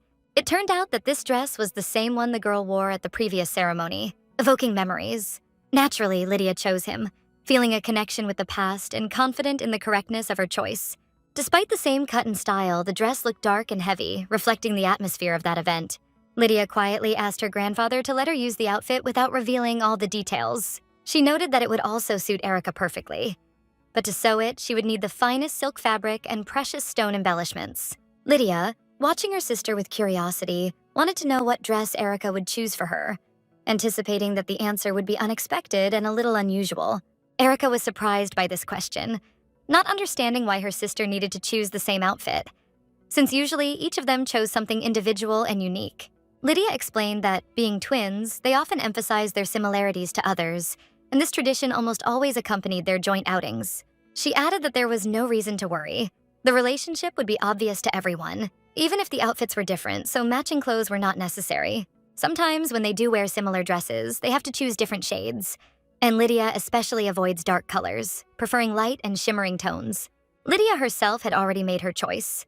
A golden-hued dress, which was later to become the center of attention and attract the attention of all the guests present. That's why they invited Taylor Dale to help bring the unusual dress design to life, taking into account all the details and subtleties that are important to Lydia. Despite the unconventionality of the design, Lydia was determined that this would be her outfit, and no one could convince her otherwise, because the dress completely corresponded to her ideas of style. The tailor was amazed by such a decisive choice and immediately recognized that the dress was truly extraordinarily beautiful, with refined lines and harmony that emphasized the girl's taste. He noted that Lydia has an amazing sense of style, which is evident even in such small details as the choice of color or shape of details that can change the overall look. The tailor also admitted that he had not expected to see in her such an ability to appreciate the artistic value of an outfit and understand how details influence the perception of the entire ensemble. In his opinion, Lydia's view of art and fashion was truly modern and ahead of its time. Her decisions were inspiring and demonstrated an extraordinary refinement of taste. After this, Lydia asked to see another catalog with samples because she wanted to explore all the options, new ideas, and possible combinations in order to finally make her choice. The tailor promised that from the chosen material, he would create a true masterpiece that would meet her high standards and highlight the girl's style and individuality. Erica felt a slight irritation when Lydia turned away, thinking that her sister shouldn't be so easy to choose the best, as if she had an advantage that made her slightly angry. Erica herself had dreamed of trying on this dress before, because her ideas of beauty coincided with Lydia's choice, and the tailor assured her that the outfit would look perfect on her, causing hidden envy. After these thoughts, Lydia again turned her attention to her sister, carefully studying her face and trying to understand what was going on inside, what emotions were hidden behind her smile and gaze. She assessed how Erica reacted to the setting and the dress, trying to anticipate her opinion, and wondered if her sister thought the outfit would fit as perfectly as she imagined. Lydia waited for a confident answer that would confirm her plan and allow her to feel that her strategic choice was indeed correct, that she had not made a mistake in her calculations. Erica responded with a smile that expressed complete trust and confidence, as if confirming that the dress really did fit and would look perfect on her, emphasizing her dignity. This reaction was exactly what Lydia had hoped for, and she felt her sense of control over the situation increase, and her plan begin to come together perfectly. Lydia realized that she would now be the one to take on the role that had previously belonged to Erica, and would manage events, directing them in the right direction and maintaining her own advantage. She imagined how her sister would react when doubts about her own decisions began to make themselves felt, and this anticipation only strengthened Lydia's desire to control the process. Lydia decided to take complete control of the situation, adjusting every detail and directing the development of events so that everything happened strictly according to her plan and in her interests. She ordered the curtains to be raised as high as possible to create an impression of grandeur and solemnity, enhancing the spectacular effect and emphasizing the status of the event. The main task at this moment remained careful preparation for the ceremony, so that not a single detail was missed, and everything went smoothly, without surprises, and with a perfect result. Before them was a joint coming-of-age ceremony, conceived as an important event that was supposed to emphasize their status and become the main moment in the lives of both sisters. The ceremony began calmly and without incident, and for Lydia, it felt more like a personal celebration, an opportunity to demonstrate control and organization than a mere formal event. The banquet hall was decorated impeccably. Every element was thoughtfully considered. The guests were selected with attention to detail, and everything was in keeping with the family's high status, creating an atmosphere of sophistication and order. Guests noted Lydia's family's impressive fortune, discussed her position and opportunities, and this gave the ceremony special weight, making the event even more significant and memorable. Although the invitation hinted at a modest celebration, the entire organization fell on Lydia's shoulders, and she enjoyed deciding the details herself, thinking through every moment and overseeing the process. As expected, her strategic mind was on full display. Every step, every detail was carefully planned, and the preparations went exactly according to her calculations, without a single mistake. Everything went exactly as Lydia had planned, and her planning was spot on. Every element of the event harmonized with the others, fully justifying the expectations and efforts put into the preparation. All that remained was to show up at the ceremony and complete all the preparations, feeling deep satisfaction that everything had gone perfectly and that her efforts had not been in vain. Suddenly, Lydia lost her balance and started to fall, and Grandfather Scary, full of concern, instantly jumped to her side to hold her and make sure that nothing happened to her. Several days spent preparing for the ceremony had deprived her of sleep and rest. Her strength was gradually leaving her body, and fatigue was reflected in every movement, making everything slower and more difficult.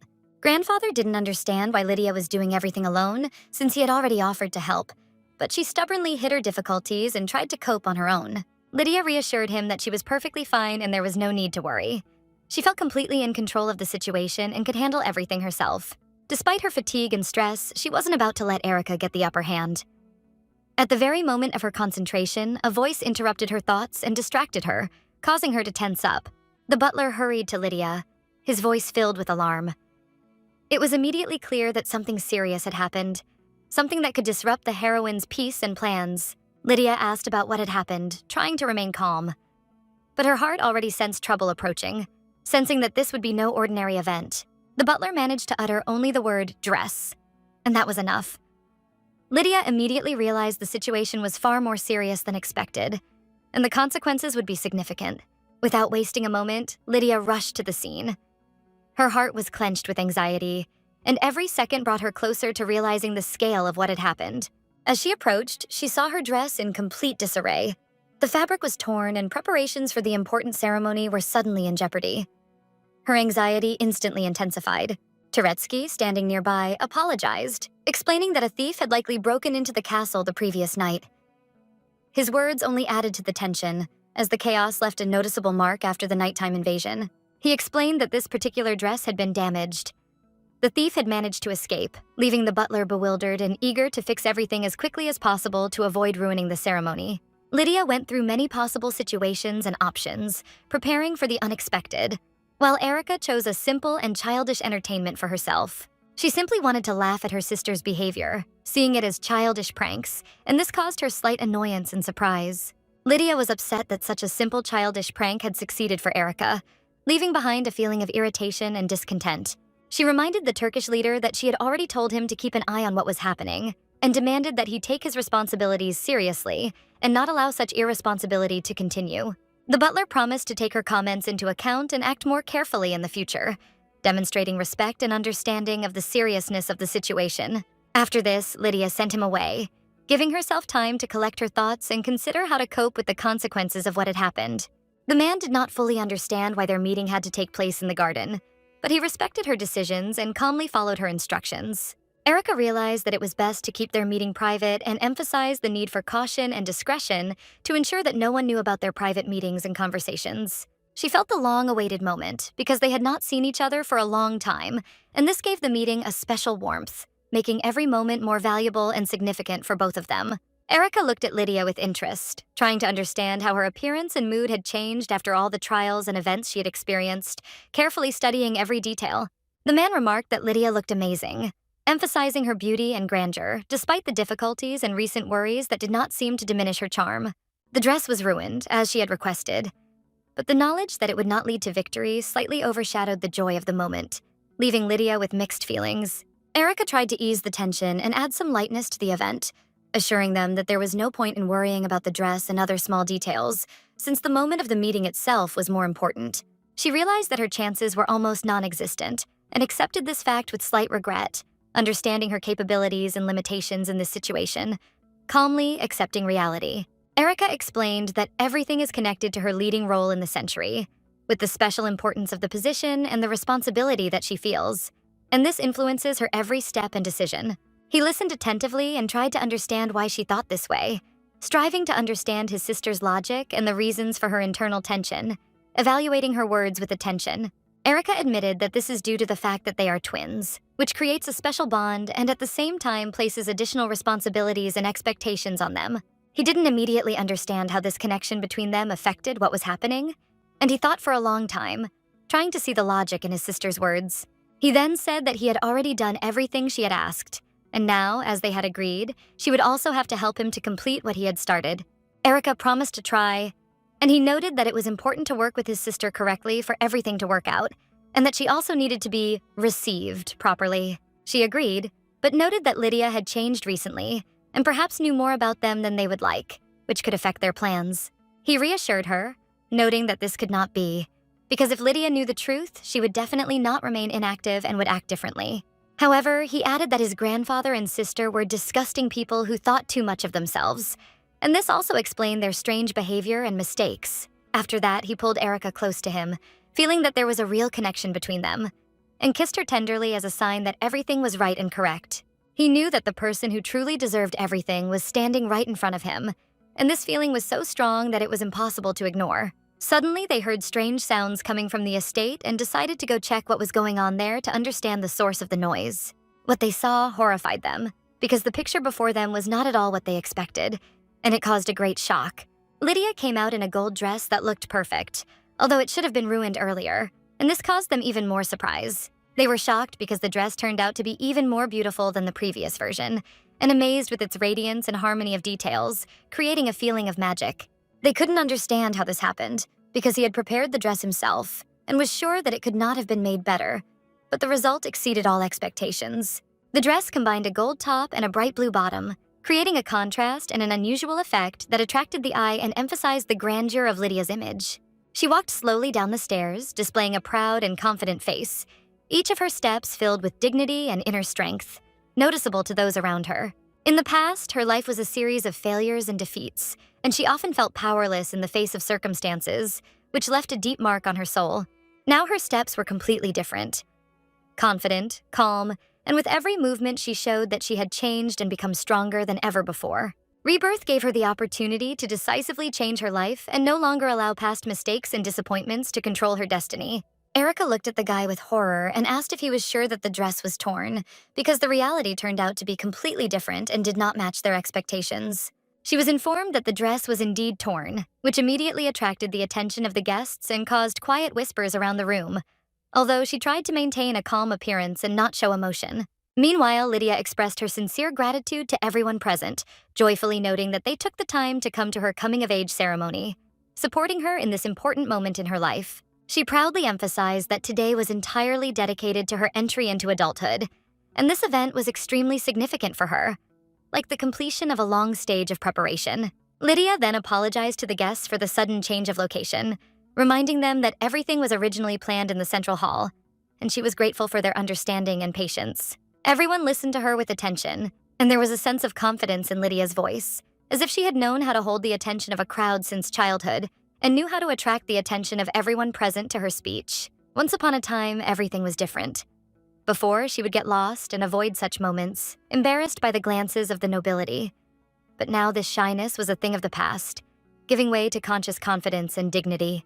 To one day take her grandfather's place, Lydia trained daily to lead meetings and speak in front of noble people, overcoming her fear and gradually transforming herself into a person worthy of attention and respect. As one could easily notice, the celebration took place in the Count's luxurious banquet hall, and there was a good reason for this. The location emphasized the status of the event and corresponded to the significance of the ceremony for all the guests. Her pronunciation sounded clear and distinct. Each intonation seemed to defend the honor of not only her family, but also everyone present, demonstrating good manners and the ability to control herself in any situation. There was a deep subtext to her words. Among the guests were influential people of the empire, and Lydia understood that inviting them to an ordinary estate would be inappropriate and not in keeping with the importance of the event. She emphasized that she was sincerely grateful to the Count and Countess for kindly providing their magnificent banquet hall, allowing the ceremony to be held at a dignified level and impress all the guests. Lydia also expressed special gratitude to her grandfather for the trust he placed in her in organizing such an important ceremony, showing respect for his experience and influence in the family's life. In fact, Lydia never liked to speak in front of people, preferring to remain in the shadows where she felt calmer. But the need to fit in with the situation forced her to overcome her usual shyness. Erica watched her sister with slight amazement, not understanding when Lydia had managed to practice so much and gain confidence in her speech, which now sounded natural and calm, as if she had always been like that.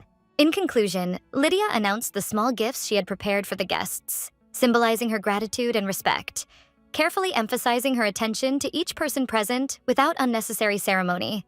She asked guests to pick up their gifts after the party ended, so that no one would linger and create a fuss, allowing everyone to finish the evening calmly without unnecessary rush and hassle. After this, Lydia decided not to occupy the guests' attention any longer, giving them the opportunity to enjoy the atmosphere of the evening, the flickering candles and the light music that filled the spacious hall. Meanwhile, Erica, seizing the opportune moment, quietly called one young man to follow her, and, almost unnoticed by everyone, led him to the exit, as if confidently hiding her intention from prying eyes. She took his hand firmly, and together they left the room, trying not to attract unnecessary attention, gliding past the guests with ease, as if dissolving in the soft glow of the evening light. Their departure went unnoticed by most, except Lydia, whose gaze accidentally caught movement at the door, and for a moment she froze, realizing that her sister was up to something unusual. Seeing Erica, Lydia thought for a moment, because she knew her sister too well not to understand that there was some kind of plan hidden behind this, cunningly thought out and almost obvious to an attentive observer. Lydia had prepared everything necessary in advance. 2 outfits.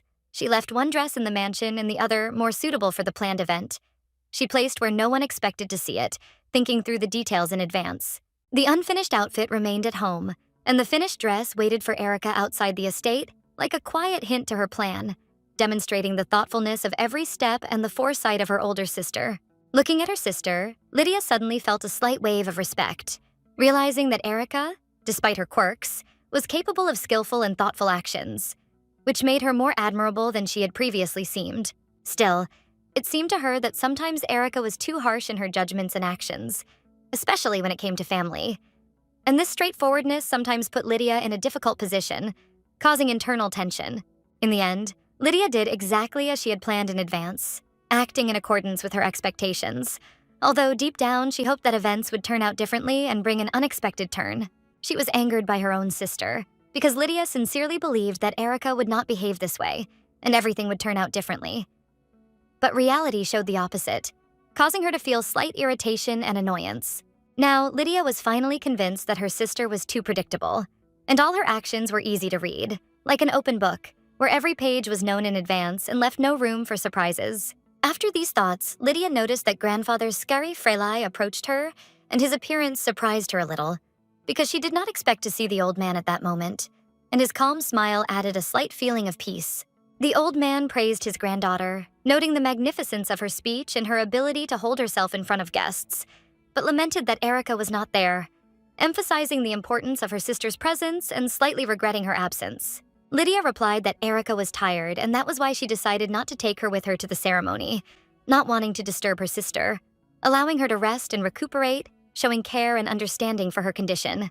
Although Lydia wanted to take advantage of her grandfather's absence, he assured her that her actions were worthy and correct, not wrong in any way, supporting his granddaughter and respecting her decision.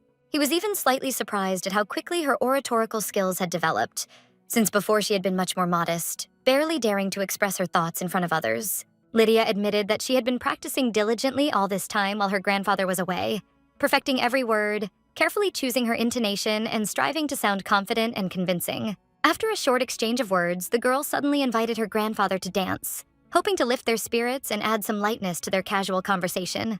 The old man was slightly puzzled by this initiative and reminded Lydia that she should have chosen her own partner for the dance, but there was a slight hint of insolence in her gaze. In fact, she didn't have a partner. Lydia sent an invitation to Duke Ivan, but he never responded, leaving her a little confused before the celebration. Moreover, she sent the invitation late, and according to tradition, it is customary to appear at the coming-of-age ceremony with a chosen companion, which made her loneliness even more noticeable. Due to the intrigues of her sister Erica, Lydia was completely absorbed in her own affairs and tried not to remember the past when she announced her engagement to Marquis Yuri, trying to focus on the present. The grandfather was genuinely surprised that his granddaughter did not have a dance partner, as this seemed unusual for such an important evening, making him slightly doubt the family traditions. Lydia, with a slight smile and a joking tone, said that she already had a partner. Her grandfather himself, but the old man suggested finding someone among the guests, hinting at the need to observe etiquette. At that moment, they both turned around and noticed Erica gracefully dancing with Yuri, which caused genuine surprise among those present and livened up the atmosphere in the hall. The guests were amazed, and the grandfather could not understand why they dared to appear together so openly, demonstrating their unity in front of all the nobility, as if ignoring past disagreements. Lydia froze in shock, not believing her eyes that her sister had dared to go out onto the dance floor with Yuri, without hiding or trying to remain modest, showing confidence and audacity. Their appearance seemed provocative, as if Erica and Yuri had deliberately decided to demonstrate their unity and attract the attention of everyone present, heightening the intrigue of the evening. And even after the recent scandal between them, Erica seemed to feel completely confident, not embarrassed for a moment, and confidently holding the attention of everyone around her. Soon, Lydia heard those around her admiring her beauty, noting that she attracted glances, creating a feeling of grace and a unique aura that made her stand out among the guests. At that moment, Erica looked straight at Lydia and smiled faintly, as if enjoying what was happening, confirming her confidence and inner satisfaction with the moment. She carried herself as if she were the true heroine of the occasion, confident in her flawless role. Lydia felt anger boiling up inside her. She still lacked recognition, despite all her efforts. She began to realize that she might never be able to compare to Erica, who had a dazzling appearance. Lydia suddenly caught movement in the hall, as if something important had caught her attention. Her heart sank as she realized who had appeared at the entrance. Duke Ivan calmly walked past Erica and Yuri, causing both to freeze in place. Their surprise was so intense that the conversation around them died down. All eyes turned to him, and silence seemed to envelop the hall. People couldn't hide their surprise as no one expected to see the Grand Duke here. Those present were confused about his appearance. Why had he come to the ball if he always avoided such gatherings and social events? After all, Ivan was known for keeping aloof from such events, preferring solitude and restraint to courtly conversations. And yet he approached Lydia and, maintaining his dignity, calmly apologized to her for being late, as if he had arrived according to a prearranged plan. Lydia froze, unable to understand why he was there. But he noticed her confusion and, with a slight smile, reminded her that she hadn't yet chosen a partner. He winked slyly as he said this, and Lydia felt a blush creep across her cheeks. His gaze was too direct for her to remain indifferent. The Duke extended his hand to her, a gesture both inviting and confident. Lydia realized she had no choice and allowed him to take her arm. He said quietly that he'd like to ask her to dance. His voice was calm, but there was a hint of mockery and hidden warmth in it. Just a few days ago, Ivan couldn't believe that he would receive an invitation from Lydia. And so late too, as if she had doubted it until the very end. He found it impossible to simply ignore it. He felt obligated to respond, but he wanted to do it in his own unexpected way. The Duke decided to play a little joke by appearing unannounced to see Lydia's sincere reaction and the slight confusion that was reflected in her eyes. When he entered, the party was already in full swing. The music was loud.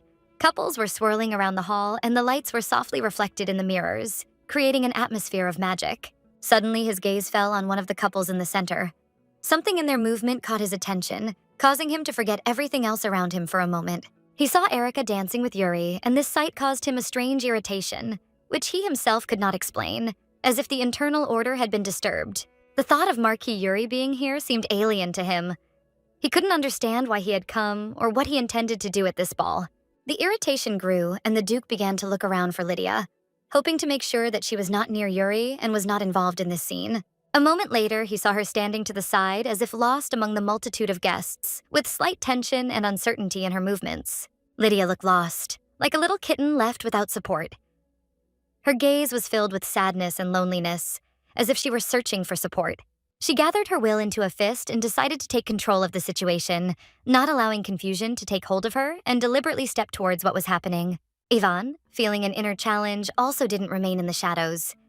His presence became noticeable, as if he were deliberately trying to draw everyone's attention to himself. Lydia decided to approach him, overcoming the wave of feelings and embarrassment that his very presence caused, and her steps became confident, despite her inner turmoil.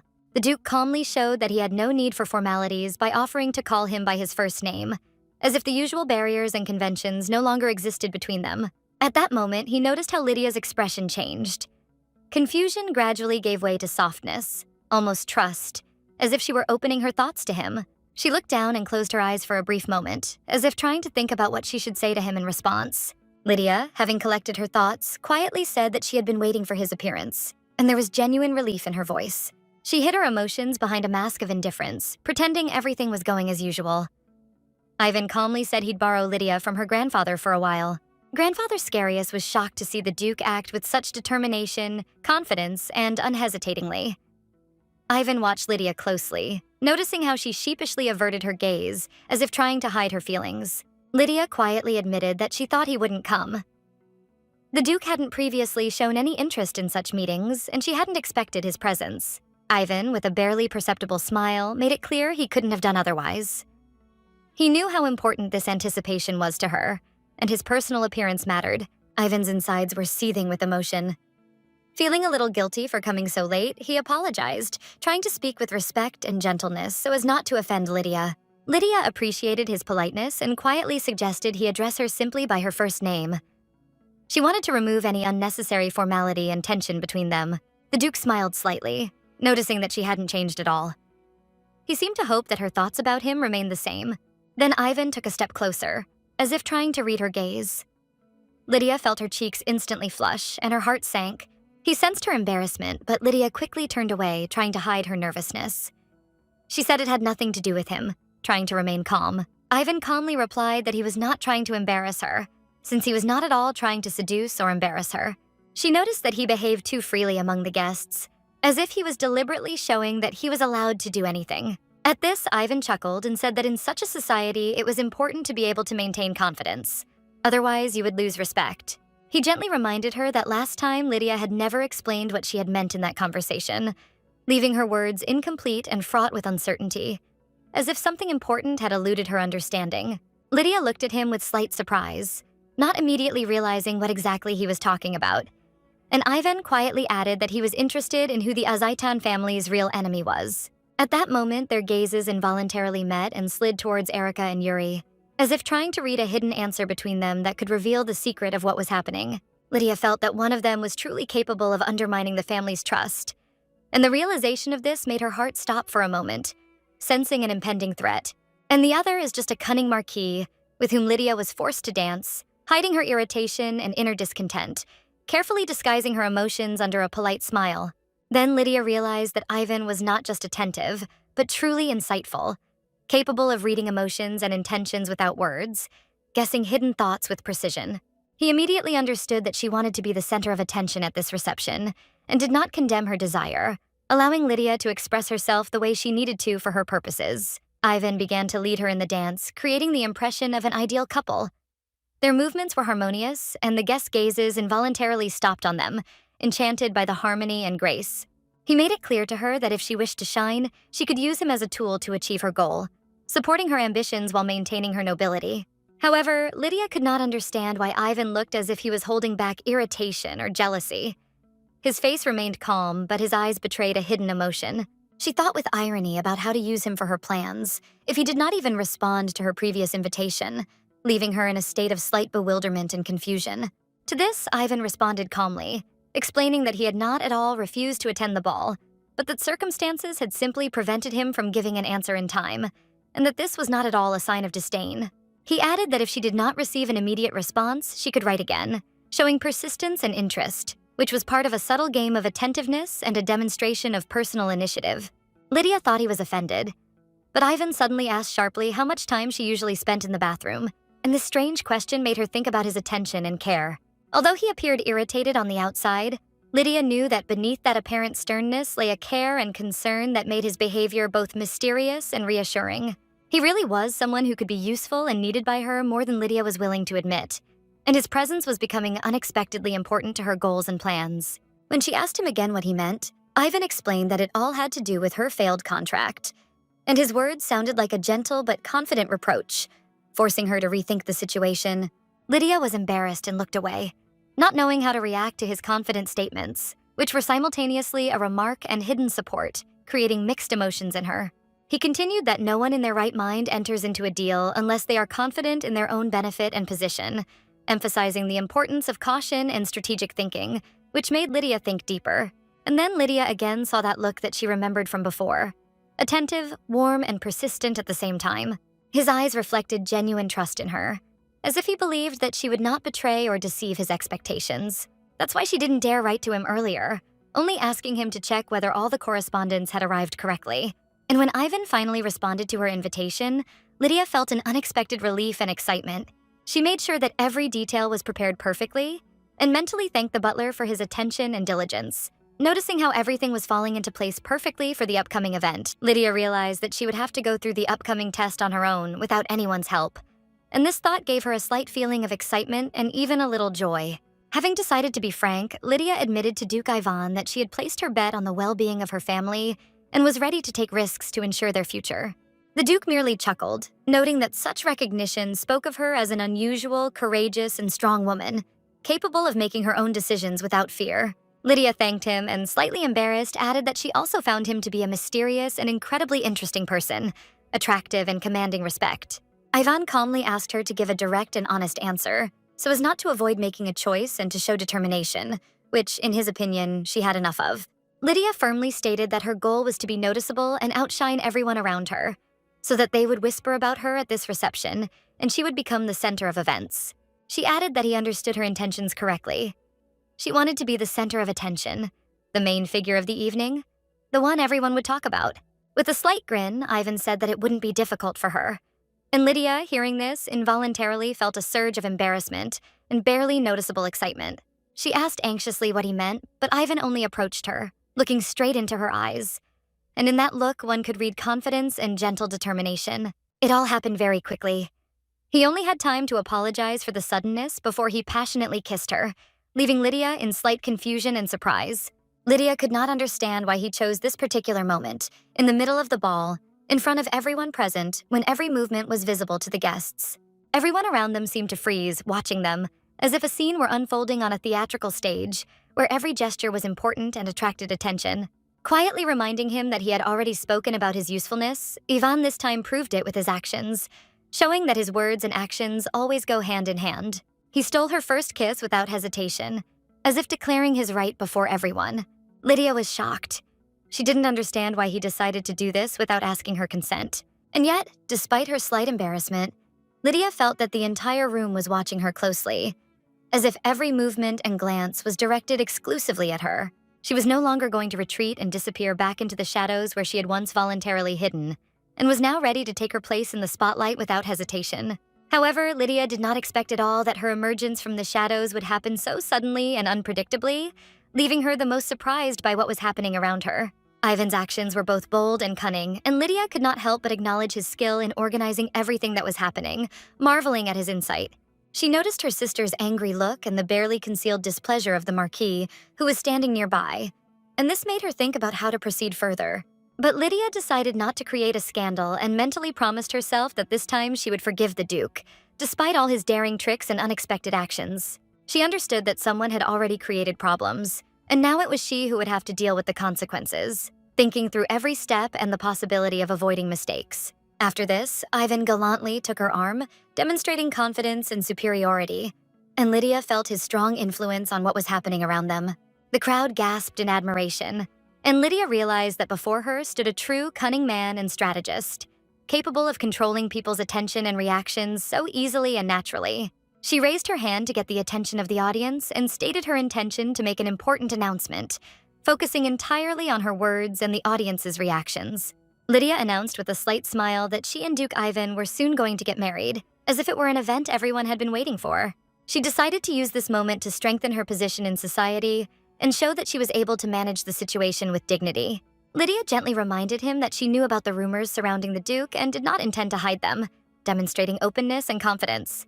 According to her, the Duke did not comment on these rumors, preferring to keep their relationship a secret until she came of age. Lydia couldn't know how true the rumors were, but she knew that any denial would only make them look like fools in the eyes of society. She noted that with each new tale, their feelings only grew stronger, and thanked everyone present for supporting them even through rumors. Grandfather and the guests were amazed by her determination and courage, because no one expected that Lydia would declare her intentions so openly. Some looked at each other, discussing what had happened, as if they expected there would be a continuation. At that moment, butlers and servants entered the hall, carrying decorated boxes with gifts. They gave gifts to those who, without realizing it, helped Lydia and Ivan get closer. Everyone was amazed to see the exquisite items and realized that their value could not be measured. Today's coming-of-age celebration turned out to be especially bright and luxurious, and even the most arrogant nobles could not hide their admiration for the evening's events. Every gift she prepared brought smiles and surprise, because Lydia had finally done what she had long wanted, and it was felt in every look. She realized that human relationships are actually simpler than she imagined if you approach them with patience and attention to detail, rather than cold logic. The Count and Countess generously made their ballroom available for the celebration, although they had never previously allowed outside guests to use this magnificent space. In fact, the permit was not obtained just like that, but thanks to a carefully thought-out deal that took into account the interests of both parties and their ambitions. Money and contracts, as always, proved to be the most reliable way to achieve one's goals, because in the world of noble games, only material and legal arguments were indisputable. In this way, Lydia could prove her importance, show that she could not only be attractive, but also influential, manage events and attract the attention of the right people. She realized that her efforts were not in vain because her ability to act at the right moment made her truly useful, and those around her were already beginning to notice and appreciate it. And when Ivan looked at her, Lydia smiled at him, as if letting him know that he should enjoy the evening and that nothing would distract him from the celebration. He, however, did not quite understand the reason for this smile, but he felt in it a lightness and warmth that he rarely experienced in such official situations. After this, Lydia went outside to rest a little and be alone, thinking about everything that had happened during the evening and enjoying the warm air and silence. One big task had already been completed, and now all that remained was to catch her breath and evaluate her successes without the unnecessary stress that had accompanied her all this time. Grandfather was able to calm down all those who were too eager to get to know Lydia by setting boundaries and reminding them that respect and caution are more important than curiosity. Lydia also didn't know where Yuri and Erica had gone. Their absence left a strange feeling of emptiness and, at the same time, relief, since events could have developed differently. She was left with mixed feelings, doubts, anxiety, and slight dissatisfaction, but also confidence that she had accomplished some of the tasks she had set for herself. Perhaps Erica could still improve, or perhaps Yuri was still influencing her. And Lydia understood that controlling the situation required caution and patience. If they can be kept apart, there's a chance that Erica will get back on track, and Lydia will be able to keep the peace between them without completely ruining their relationship. But when Lydia saw that very look after their dance, she felt a strong pang inside. That look spoke volumes, and she realized that events were getting out of control. She realized that her sister might have hated her all this time, and despite her efforts to push such thoughts away, Lydia's heart sank with pain and disappointment. But when she saw them together with this man, Lydia could no longer keep everything to herself. Emotions overwhelmed her, and she realized that the time had come to act, and not remain silent. Perhaps Lydia was mistaken in thinking that there was kindness in her, but looking at what was happening, she realized that her actions sometimes hid cruelty and cold calculation. And also, calculation, which is why she was abandoned too early, left facing betrayal, which she was able to forget for a short time, immersing herself in work and affairs. Abandoned early, Lydia felt the pain and bitterness of betrayal, but her thoughts were occupied with events that allowed her to temporarily distract herself from this wound and focus on the future. Suddenly, Yuri approached her without disturbing her space and threw a cloak over her, showing concern that mixed past grievances with unexpected softness and attention. He warned that if Lydia sat there for a long time without moving, it could have a bad effect on her health and she might even get sick, although she herself did not expect such words. She was surprised by his appearance, not understanding where he had come from. He simply stood before her, smiling calmly, as if he knew more about her thoughts than she did. Lydia asked why he was there, assuming he was perhaps just smoking. Her surprise grew with each passing second of his serene gaze. But instead of a cigarette, he took out a small lollipop and said that he had prepared it for her as a small gesture of attention that she did not expect to see. She asked in surprise what kind of sweet it was, not understanding how an ordinary candy could be connected with his visit and his unusual behavior. Lydia laughed, and he noticed that it pleased him to see her smile, as if this simple moment of joy meant more to him than she could ever imagine. Then Lydia just looked at him in surprise, not knowing what to expect next. Her emotions were filled with a mixture of curiosity and slight confusion. He asked if she had seen the expressions on her sister's and the Marquis's faces before they disappeared, hinting at something that had escaped her attention. But Lydia replied that no, she had not watched them because her thoughts were occupied with other events, and she had no time for other people's emotions at that moment. He noted that they looked like children whose favorite toys had been taken away, and Lydia felt a slight desire to see it with her own eyes, even though she couldn't. But Ivan assured her that she would still have a chance, and this promise sounded unexpected to her, giving her confidence and a slight anticipation of the future. He showed concern for her so obviously that Lydia was amazed. She did not expect such an attitude at all and barely had time to comprehend his attention. Yes, there were contracts between them that were supposed to satisfy their mutual needs, and this added a formal aspect to the relationship that was difficult to ignore. Lydia no longer expected anything from him after that kiss, and this feeling eased her internal tension, although it remained light and unusual. She asked him if he had caught his eye at the ball, not wanting to trade him for someone else, and these thoughts showed her concern for what was important to him. He asked again what she was talking about and said that if that was the case, they could wait a little with the wedding, but that was not the end of their conversation. Ivan was surprised by her words and admitted that he did not understand why she was upset when everything was going so smoothly, and this caused Lydia a slight confusion. He told her that she should be happy because victory was already on her side, and Lydia felt the warmth of his confidence, which slightly dispelled her worries. He also added that he asked her not to make such a face, as if hinting at her expression, which he considered unnecessary, and this caused a slight chuckle from Lydia. Lydia looked a little nervous, trying to understand what exactly he meant, and her inner tension was gradually replaced by curiosity. She assumed he was angry about something, but Ivan quickly apologized, softening the atmosphere and showing that his intentions were good-natured. Lydia thanked him for his help and said that he could hold off on fulfilling his part of the contract for now, as if giving himself time to think and assess the situation. but he noted that she seemed to have misunderstood something, and this added a slight note of misunderstanding that they both had to clear up. He wasn't going to leave her alone without knowing her story, and that sense of responsibility gave Lydia a new sense of support she wasn't prepared for. When Ivan looked at her, something inside him told him that there was a special connection between them, and Lydia felt that this feeling was difficult to describe in words. It seemed to him that they were somehow similar, and this inner feeling brought them together, creating a special understanding that did not require explanations or proof. She asked what exactly Ivan meant, trying to decipher the meaning of his words and understand where he was leading their conversation in these hints. Lydia had no idea where he was going with this, her thoughts darting between doubt and a slight anticipation of what might follow next. Ivan said he thought they could be good partners, and the statement sounded like a quiet promise that left a slight feeling of hope in Lydia's heart. Maybe they would just remain friends and nothing more would happen between them, although doubts and hope flickered in Lydia's heart at the same time. He felt a closeness between them, and secretly decided to keep his word, ready to help Lydia in a difficult situation, but only within the limits of what was permitted. He did not like to see sadness on people's faces, especially those who were dear to him, and he tried to do everything possible to ease their state of mind. Deep down, he hoped he would never hear such regret or pain in her voice again, and that gave him a slight feeling of reassurance. The idea, which had seemed simple before, was now deep in his mind, and he was trying to find a way to implement it without making unnecessary mistakes. The next day, the spacious Azaitan family mansion was bustling with the morning bustle, filled with soft light and quiet sounds that created a sense of calm. The butler came to Lydia, remembering that the previous evening she had been unusually beautiful and graceful, as if the whole atmosphere around her had become warmer. He was looking forward to the moment when he could see her happy face because everything was now going according to a carefully thought-out plan that did not tolerate delay. Perhaps today Lydia would even finish work earlier than usual, which would allow her to enjoy a long-awaited break and take care of personal matters. He walked up to her with a slight smile, filled with joy, but was immediately surprised to notice her unusually serious and focused expression. Lydia stood before him with a stern and even angry expression, working on documents or letters as if the whole world had ceased to exist around her. He tried to make sure everything was okay, addressing her with his usual care and respect, hoping to see a smile and lightness in her gaze.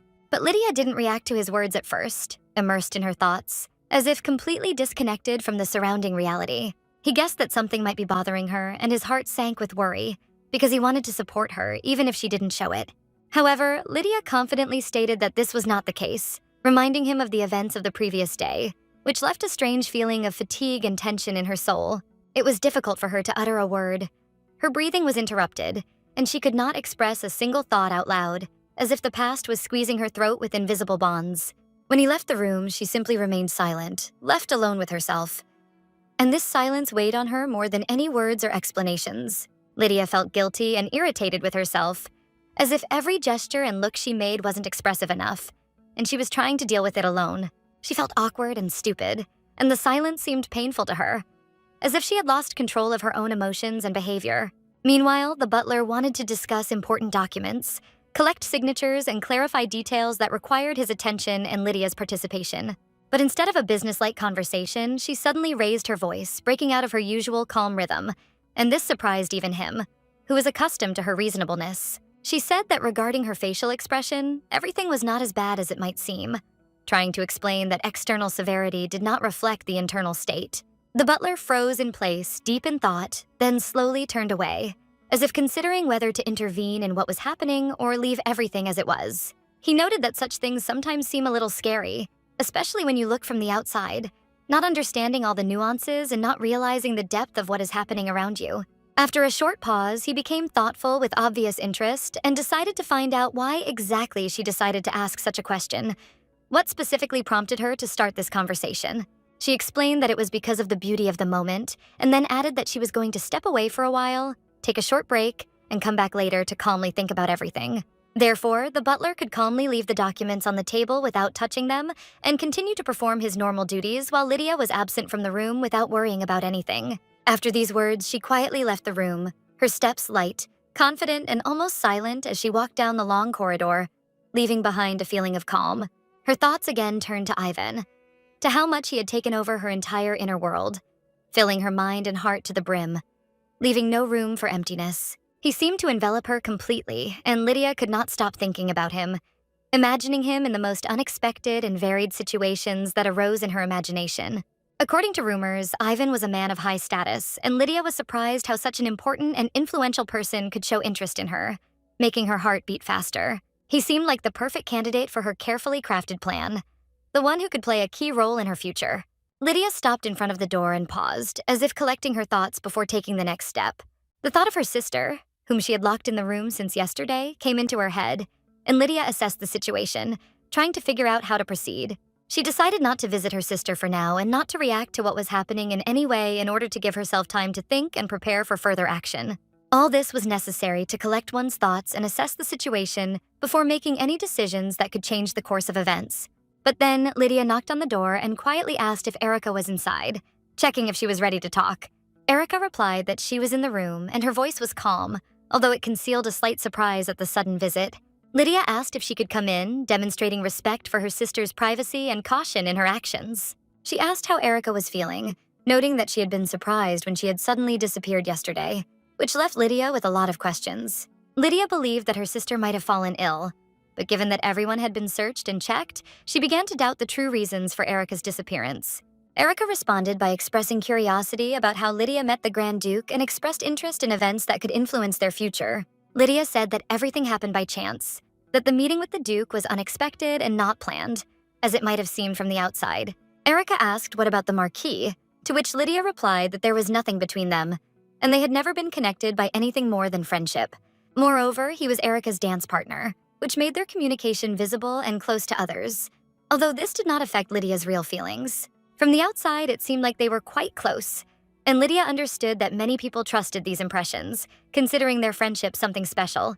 Lydia hadn't expected Erica to ask such a question, and was therefore slightly taken aback by her curiosity and directness. Erica recalled that they first met when the Marquis was invited to the mansion, and this event became an important moment in their past.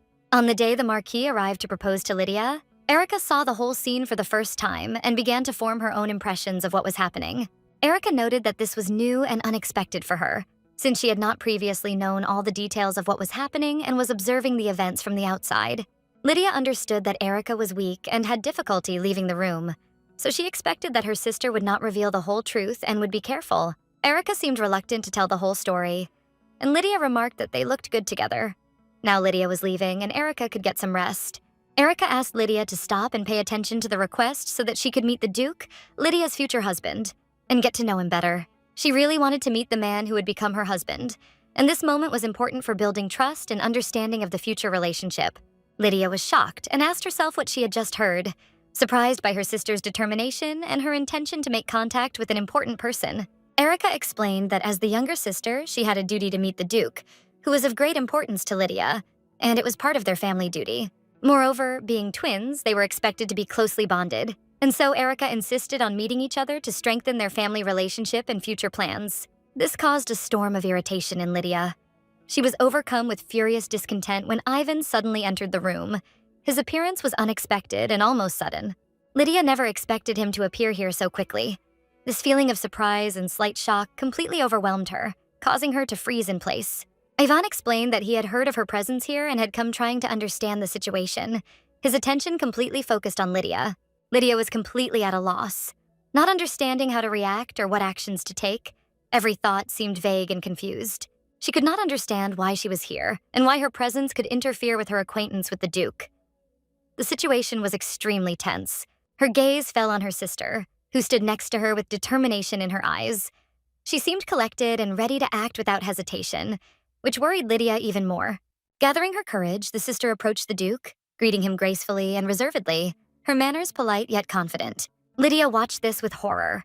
Her heart sank as she saw the events unfolding right before her eyes, and the feeling of helplessness increased the tension. Meanwhile, Erica smiled at the Duke with charming softness. Her smile was welcoming and warm, as if inviting him to friendly communication. She gave her name Erica with natural friendliness, expressing a desire to get acquainted, her voice sounding welcoming and easy without hidden intentions. Lydia tried to think of a way to stop this meeting, her mind full of strategies, but none of them seemed fast or effective enough. She watched her sister, who was already trying to establish friendly contact with the Duke, and clearly saw that Erica was doing this completely without regard for Lydia, completely immersing herself in her actions. The Duke seemed to grasp the essence of what was happening instantly. His attention became precise and selective. He discerned the intentions and true feelings of both sisters, emphasizing Lydia's honesty. He made it clear that he had come specifically to meet Lydia. His movements and confident gestures showed that all his attention was focused on her, and in this was his clear determination. After this, the Duke turned his back on Erica, as if emphasizing with his behavior that Lydia was now the center of his interest, and casual acquaintances and fleeting meetings were not important to him. There was a butler nearby who apparently informed the Duke of Lydia's presence here. His timely information played a key role. This very moment had been chosen for their appearance, and the coincidence seemed deliberate, as if events had come together at precisely the right moment for everyone involved. Ivan noted that this was probably the twin sister he saw yesterday. His attention caught by the similarity and connection between them, which added intrigue to the meeting. Erica admitted that yesterday she was a little surprised and was unable to greet him properly. But now she was genuinely happy to meet him, feeling at ease in communication. She remarked that she had heard how dear he was to Lydia, and this surprised Ivan, since his importance to the other only now seemed obvious. It was becoming clear that Erica didn't need Yuri's attention. Her desires included Ivan as well, as if she was trying to expand her influence on the relationship surrounding her sister.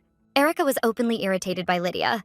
Her actions and looks clearly showed hidden hostility and a desire to draw attention to herself. She was determined to make everything that belonged to Lydia her own in some way, and her motives were selfish and ambitious, which made the situation even more tense. Erica ardently desired to possess everything Lydia held dear. Her eyes burned like the flames of ambition, and she could not hide her thirst for control over someone else's property. Ivan noticed that Lydia was lost in her thoughts. Her gaze was heavy and tired, as if there was an invisible burden on her shoulders, pressing down harder and harder with each passing moment. He watched her every movement, listening to the silence and sighs, and realized that Lydia's anxiety was deep and genuine. Her heart did not find peace for a minute.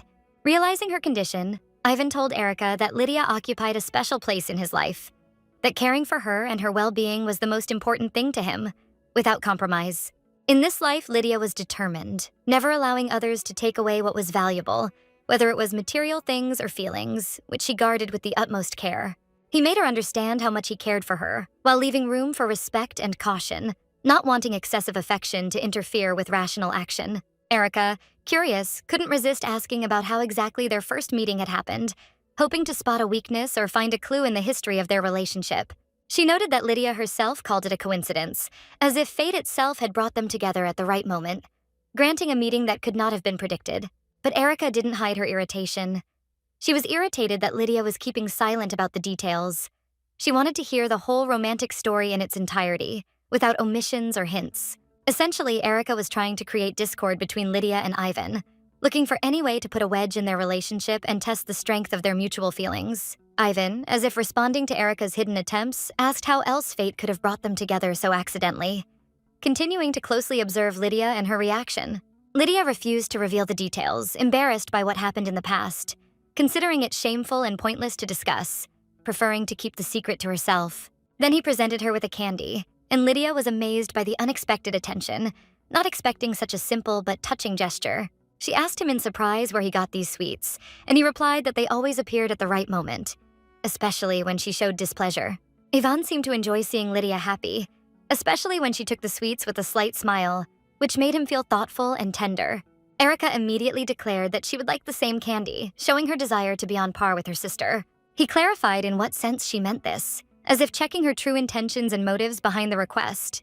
Erica explained that her sister thinks she's not serious about sweets, but she loves candy too and wants to get her share of the fun. Ivan, taking into account his words to Lydia, realized that if he gave one candy to her, then he should have something else for Erica, in order to maintain fairness. But the gentleman sternly declared that Erica could not be allowed to have the sweets, introducing a rule that immediately changed her mood. Erica's expression immediately changed, and her joy turned into confusion and slight resentment, not understanding the reasons for such a strict ban. He explained that his fiancée did not allow him to share, and he was obliged to obey her will, showing respect for Lydia and her boundaries. Lydia was shocked by what she heard and did not expect such an open and direct confession in Erica's presence, feeling a mixture of surprise and awkwardness. She couldn't help but feel a surge of indignation inside her, thinking that he was saying strange things that would normally seem absurd, but now made sense and belonged to her. He showed complete trust in Lydia, hoping that with time Erica would also be able to open up, because mutual openness was the foundation of their relationship and an important part of the future. Erica watched them from afar and felt an inner horror, not understanding what this unexpected closeness between Lydia and Ivan would lead to, and how their relationship would change. Ivan calmly explained that they should be alone, avoiding unnecessary explanations, since a private conversation was important for discussing things that should not be revealed to others. They left together, leaving behind a slight tension, but at the same time creating the feeling of a special moment that seemed significant and uniquely their own. After leaving, emotions washed over Lydia, and for the first time she felt a strange feeling, almost inexplicable, which simultaneously surprised and captivated her completely. She tried to make sense of this sudden sensation that made her heart beat faster and her thoughts become confused, as if her entire internal state had changed instantly. Lydia felt embarrassed, holding the candy in her mouth, and tried to hide the slight smile that involuntarily revealed her inner excitement in front of Ivan and the unusual emotions inside her. These new feelings were unusual, and perhaps the sweetness of the candy intensified them, making the inner tremor even more noticeable and at the same time pleasant for her. Ivan turned to her and looked at her carefully, as if trying to understand what had caused her slight joy. But Lydia assured him with her gaze that it was not laughter, but something else. He smiled softly in response, and this smile was warm and soothing, giving Lydia a light feeling of joy, peace, and that quiet harmony that she so lacked. Lydia's gaze lingered on his eyes, and her heart began to beat faster. She was delighted with this closeness, with the quiet sympathy that seemed so natural and tender. She responded with a slight smile, slightly embarrassed, because such sincere moments with a loved one were unusual for her, but at the same time touched her deep inside. She quietly admitted to herself that she was simply happy at that moment, feeling an unusual warmth and comfort next to Ivan. He had been reserved in not giving her sister the candy, which had surprised Lydia slightly, leaving her with mixed feelings between curiosity and slight irritation. Ivan noted Lydia's habit of listening to his words and monitoring his behavior, asking with a slight note of irritation how she had managed to get used to such circumstances. He felt uncomfortable with her words because they evoked strong, conflicting emotions in him that he had never expected, leaving him in inner turmoil. At the same time, he spoke sincerely, assuring that he would always listen to Lydia and take care of her sister, trying in no way to offend her. Lydia was surprised by Ivan's straightforwardness and his careful choice of words, which simultaneously caught her mind and touched her feelings, causing a slight admiration. Sometimes she watched Ivan, wondering why he was so cautious and distrustful of people, and inwardly wished that he would show more confidence and openness. He inquired what she was talking about and asked why he should listen to her words while remaining true to his habits, principles, and inner order. Lydia ran her hand lightly over his head, as if calming him down, simultaneously expressing affection, wordlessly demonstrating attention and quiet care that warmed him. Ivan watched her actions with interest and asked the reason, and Lydia explained that she was simply praising him, showing sympathy and demonstrating a tender attitude that was noticeable. She continued to stroke his hair, confirming her words through affectionate gestures, which Ivan felt with pleasant warmth, inwardly rejoicing at such attention. He suggested that Lydia might praise others in the same way, but she denied it, reserving special attention only for him, thereby emphasizing the exclusivity of their relationship. Ivan realized that these gentle touches were intended exclusively for him, which at first caused surprise, and then a slight feeling of warmth and inner peace. Lydia felt a little embarrassed, realizing that Ivan had caught on to her intentions, as she hadn't wanted it to look too revealing, but she still sincerely appreciated this moment. He asked her to respond, calling her his bride, as if he wanted to hear her consent and at the same time test the sincerity of her feelings, assessing her attitude towards him. Ivan noticed that Lydia herself had said that there was no need to rush into marriage, showing confidence in her reasoning and demonstrating that she did not want to give in to haste. She didn't want to let him go, feeling that their connection was more important than all the rules and conventions around her. And her heart stubbornly resisted separation, experiencing a strong attachment. All these questions caught Lydia off guard, leaving her at a loss, because no one expected the conversation to take such a personal and intimate tone. She was tormented by tension, because he stood very close to her, and his every movement seemed filled with hidden meaning and anticipation. Lydia turned away, trying to collect herself, and said that a thought had suddenly occurred to her that she thought reflected her mood. He smiled back, and that smile immediately made her embarrassment increase, because she felt an unexpected warmth and attention that she did not expect to receive at that moment. Lydia noticed that even her little pet was receiving praise, as if trying to distract the conversation from the tension and lighten the atmosphere around them a little. At first, Ivan didn't immediately understand who she was talking about, but he carefully watched her reaction, trying to catch the hidden subtext of her words and the subtle hint. She clarified that these were simply words of praise about some wonderful guy, as if hinting at the qualities that, in her opinion, are inherent in him and deserve attention. Ivan noticed that she seemed to be being teased a little, but Lydia replied that in any case she was grateful to him, because his presence had already lifted her spirits and eased her anxiety. At first she was surprised by his sudden appearance, not expecting to see him at that moment, in such a mood and with such easy ease. But soon Lydia was delighted, because his appearance really improved the atmosphere and dispelled some of her worries, adding confidence and lightness to her thoughts. By the way, she decided to find out what happened, because yesterday the coming-of-age ceremony ended, and his duchy was still far away, which made everything that was happening a little strange. She thought he had already left, but Ivan forestalled her thoughts by explaining that he was staying here for now, and this statement made Lydia even more surprised and interested in his motives. This really struck her, and she wanted to understand why he hadn't left yet, trying to discern the reasons behind his sudden decision to stay by her side. The Duke remarked that Lydia looked very intelligent when she came to sign the contract, as if hinting at his impression of her maturity and ability to carry herself with dignity. Now he looked at her, wondering whether he should reconsider his decision, because his feelings and respect for her had become stronger than any formal obligations and rules. He wanted to see her, so he stayed, showing that Lydia was more important to him than any distance, business matters, and official obligations, which reflected his genuine care. Ivan had no intention of leaving her alone, as if demonstrating that attention and care for her meant more to him than all the conventions and expectations of the people around him. He said this yesterday, and Lydia asked if her appearance really looked that bad, feeling doubtful and slightly self-critical about her appearance. Ivan asked what she was talking about, and Lydia explained that she meant the expression on her face, believing that it was too gloomy and serious. She explained that she considers her appearance too gloomy, and that it reflects internal tension that she hides from others. Ivan said that this was not true, and asked if she often had that expression on her face, as if trying to understand her habits and character. Lydia asked him if he was sure she didn't have a gloomy face, hoping to hear an honest and considerate answer from him. Ivan was stunned, but soon burst out laughing, because her doubts and sincerity seemed both touching and funny to him. She asked him why he thought that, and was told that he simply thought she was always serious and kept her emotions to herself. Lydia could not agree with such nonsense, feeling that he was misunderstanding her and exaggerating her severity. She recalled that he himself had said that he couldn't stand the look on her face, as if it meant anything. But the gentleman explained that he meant something completely different. He was simply worried about her safety and condition, and nothing more. Hearing that she was being cared for was a bit of a surprise to Lydia, and she felt a little embarrassed, not knowing how to react.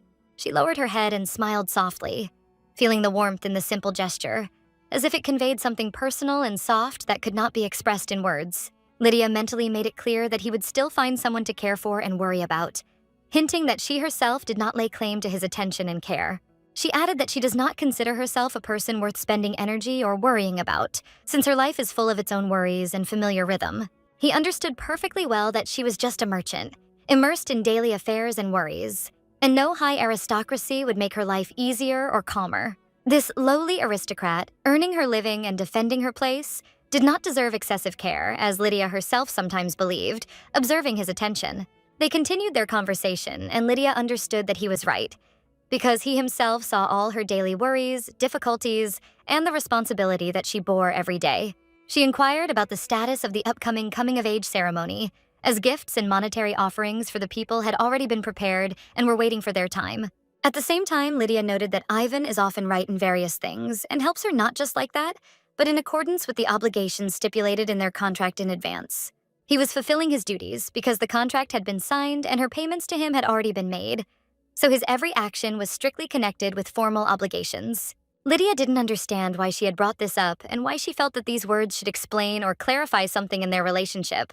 He never said anything offensive to her, but it seemed as if his actions could somehow hurt her, although in fact this was not the case at all.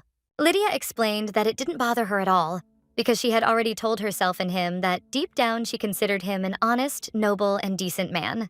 After these words, he lightly poked her forehead with his finger, as if reminding her of something simple and at the same time significant, which left a warm and light feeling. Lydia didn't immediately understand what he meant, but he came closer, explaining that she thought too much, and that good deeds remained good regardless of thoughts. He suddenly touched her forehead as if checking the child's reaction, and this gesture was both gentle and insistent, conveying concern without words, with a slight smile on his lips. At the same time, Ivan clearly showed that he did not agree with her thoughts and doubts, feeling that Lydia judged herself and her decisions too harshly, not allowing herself ease and trust. In her eyes, he now seemed almost like a little dog, trying with all his might to attract attention, conveying a simple but important idea, without pressure, softly, almost quietly. Avon tried to hint by asking whether Lydia thought noble people would donate even 1 coin for the common people, reminding them of true generosity and caring. Soldiers in the north faced hunger and disease day after day, many barely surviving until morning. And this seemed completely unnecessary to anyone in the highest circles of power, where life was considered abstract. Those who ventured daily into the frigid wilderness faced danger and torment, but no one in the comfortable halls rushed to appreciate their sacrifice or show even a shred of genuine concern. The world seemed to turn a blind eye to their suffering, and the sense of responsibility for what was happening seemed distant and alien, as if the tragedies in the north were happening somewhere in a completely different life. The nobles only feigned nobility, but in reality their actions were dictated by rumors and external effects, rather than by a sincere desire to help, more for the sake of status than for the sake of people. They were spreading gossip, and Lydia had probably already heard different stories about him, about his actions and the real feelings that were hidden behind the polite mask and conditional honesty. It is said that he received financial support and is now responsible for certain matters, but the truth is hidden deeper than it seems at first glance. In fact, all this talk does not reflect his true feelings. He is in love, and this completely changes the meaning of his actions. Lydia tried with horror to understand what exactly he meant by his words, and internally doubted her own guesses. She knew she didn't look as attractive as he thought, because she was only watching him and using situations to her advantage. Determined to change her behavior, Lydia decided to stop showing her sweet side, hoping that over time he would lose interest. She admitted that she had done all she could, and in his eyes it didn't really matter, even though her actions were sincere. Despite this, they were able to continue to care for each other, maintain relationships, and maintain a common attachment to the cause that connected them. He too hoped that this was exactly how it would be, and that mutual understanding would allow them not to destroy what already existed between them. Finally, he added that he saw them more as partners than just business allies, which gave their relationship a certain seriousness. Lydia, despite her words, still looked sullen, as if inner doubts did not allow her to fully believe in his sincerity. She looked up and stared straight at him, trying to catch every movement of his face and understand his true intentions. After this, Lydia extended her hand to him, demonstrating her readiness for reconciliation, acknowledging that he might indeed be right in his judgments. They shook hands firmly, as if sealing an unspoken agreement and confirming mutual respect and trust. He explained that he was saying this out of concern, to avoid another misunderstanding between them, wanting to maintain the fragile balance in the relationship. He proposed to coordinate all further actions so that there would be no accidental mistakes or misunderstandings that could separate them. Lydia thought for a moment, wondering if he could say things like that so easily, without thinking about the consequences and her reaction. He reminded her that Lydia was his creditor, and if something bad happened to him, she might regret it, which added seriousness to their conversation. Lydia couldn't understand where he got such confidence in difficult moments, as if he foresaw everything in advance. Nevertheless, she decided to listen to his advice and cautious guidance. She asked him to proceed with care and caution, while acknowledging his own weaknesses and that she herself could sometimes be a difficult and unpredictable person. Lydia decided to test his willingness to take her wishes and mood into account, asking how he would act if he had to pamper her or give in to her whims. He confidently assured her that he would do whatever she asked.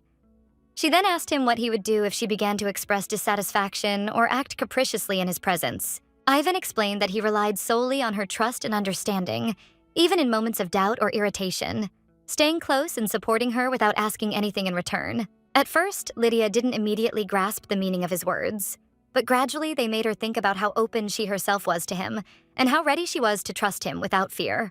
He gently reminded her that she hadn't even invited him to her coming-of-age ceremony, and that this had left a feeling of hurt, unspoken words, and a little distance between them. Moreover, all this time she kept herself at a certain distance, not allowing him to get completely close, although he expected more frankness and trust from her. He regretted the current situation, realizing that the missed moments created a barrier between them that needed to be overcome so that their future relationship could develop without obstacles. When he spoke about this, his embarrassment was noticeable. He did not even think that such words could upset her, and this was reflected in his indecision. His discomfort was obvious, but Lydia quickly reassured him, telling him everything was fine, with just a small smile to ease the tension. Despite his embarrassment, he had come specifically to see her. And now, after their conversation, it was time for him to leave, leaving behind a slight feeling of surprise. Lydia was struck by how abruptly he left the room. His quick movements and calm determination made her look at him in an unexpected way. Before leaving, he said that they would meet again later, leaving hope for a new meeting and a slight anticipation in Lydia's heart. He promised that he would write to her quite often, and this promise caused mixed feelings in Lydia, joy and slight anxiety at the same time. Then he took a strand of her hair in his hands, lightly wrapping his fingers around it, as if trying to remember this moment forever. Lydia studied her hair closely, feeling a slight warmth, as if invisible threads connected her to something important. The connection seemed especially tangible, as if it spoke of impending change. She remembered that she was now the one determining her own actions. Every action and every choice would have meaning, forming new connections that could not have been foreseen in advance. That evening, Lydia was alone in her office, completely immersed in documents. The paperwork demanded attention and meticulous attention. Every detail could impact her plans and decisions. In the midst of her work, a soft knock was heard. The butler entered the room, breaking her concentration, and announced that he had come with important news that could not be postponed. Lydia allowed him in, and the butler politely handed him some papers from the Information Guild. The documents promised to be useful for current affairs and helped keep the situation under control. She accepted them gratefully, but noted that they were no longer so necessary. She had already studied much of what was there herself and systematized it in her memory. The butler added that he had brought a blanket along with the documents, showing concern for her comfort. The upcoming cold weather required careful attention to the warmth and comfort of her chambers. Lydia was genuinely grateful for such care. She hugged the blanket, feeling the warmth that warmed not only her body but also her soul, bringing peace and tranquility amidst her busy schedule. The butler noted that winter was approaching, and it was important to wrap up warm to avoid catching a cold and feel comfortable even on cold days. Lydia wrapped herself in a soft blanket and returned to the documents, immersing herself in her work, feeling the warmth and comfort around her. He added that in addition to the documents, there are letters, and recalled that a recent heavy snowfall blocked roads, which delayed the delivery of some messages. Lydia noted that this is all quite normal for the local climate, and perceived such phenomena as a natural part of life. The butler asked with surprise how she knew about these events, because it seemed that she was already aware of all the latest news and events. Lydia inquired about her grandfather's condition, noting that she was trying to control everything, and that he and his friend were already working on this issue. She emphasized that it didn't matter what might happen now, because she had organized an escort to look after her grandfather and ensure his safety. At the moment, you can rest assured that your grandfather is definitely fine, but this is only a temporary measure and does not replace constant care and monitoring. Lydia understood that she needed to find reliable people who could constantly be with her grandfather and take care of him, ensuring his complete safety. It was then that she realized that the distribution of the Grand Duchy's budget had changed slightly since the contract was signed, and these changes were noticeable upon closer examination of the figures. She carefully compared Ivan's report with the Information Service data, trying to understand how accurately the expenses and distribution of funds across all areas were accounted for. There were practically no differences. Ivan's report seemed even more detailed and thorough than the official data, and her confidence in this only increased. Not a penny was wasted. Everything was distributed rationally and carefully, without a hint of extravagance or oversight on the part of the Duke. Moreover, each expenditure detail was broken down separately, by territory, by soldier, and by unit, which allowed for a complete picture without gaps. How Ivan managed to do this didn't interest her. The main thing was that the results spoke for themselves and confirmed his competence. She remembered the rumors that had previously worried her, and now she realized that many of them were greatly exaggerated or had no basis at all. Rumors of his extravagance turned out to be pure nonsense, which, in fact, could not be trusted, since the actual figures and reports said the opposite. No less funny were the conversations about him liking men, since this had nothing to do with his work and competence. If the rumors about his personal life had been true, perhaps they could have been used in some way. But this only added to the doubts and confusion. Perhaps it was some kind of miscalculation, a misunderstanding. But she understood that until Ivan himself explained himself, one could only speculate. If so, then why there had been no explanation from him until now, and whether clarity should be expected in the future remained a mystery. She remembered Erica, her twin sister, whom she had long wanted to introduce Ivan to, and the thought of this brought a slight smile and a desire to act. Lydia leaned back in her chair, trying to clear her head of unnecessary thoughts, realizing that doubts only got in the way and prevented her from concentrating on the main thing.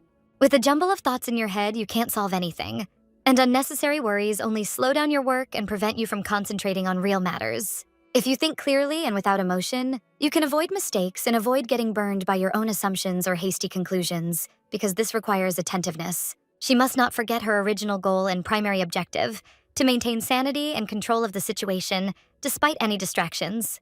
Her main goal remained to protect her family at any cost, not allowing circumstances or rumors to distract her from her responsibilities and obligations. She very rarely gave any documents to Verosky, trusting him only partially because she understood that the important things should remain under her control.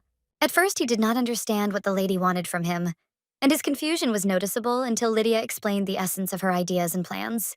She said that she had come up with something unusual and brilliant that could change the situation in the Empire, and she expected him to be attentive and diligent. He was slightly surprised and asked what this strange piece of paper was, trying to understand its value and how to work with it.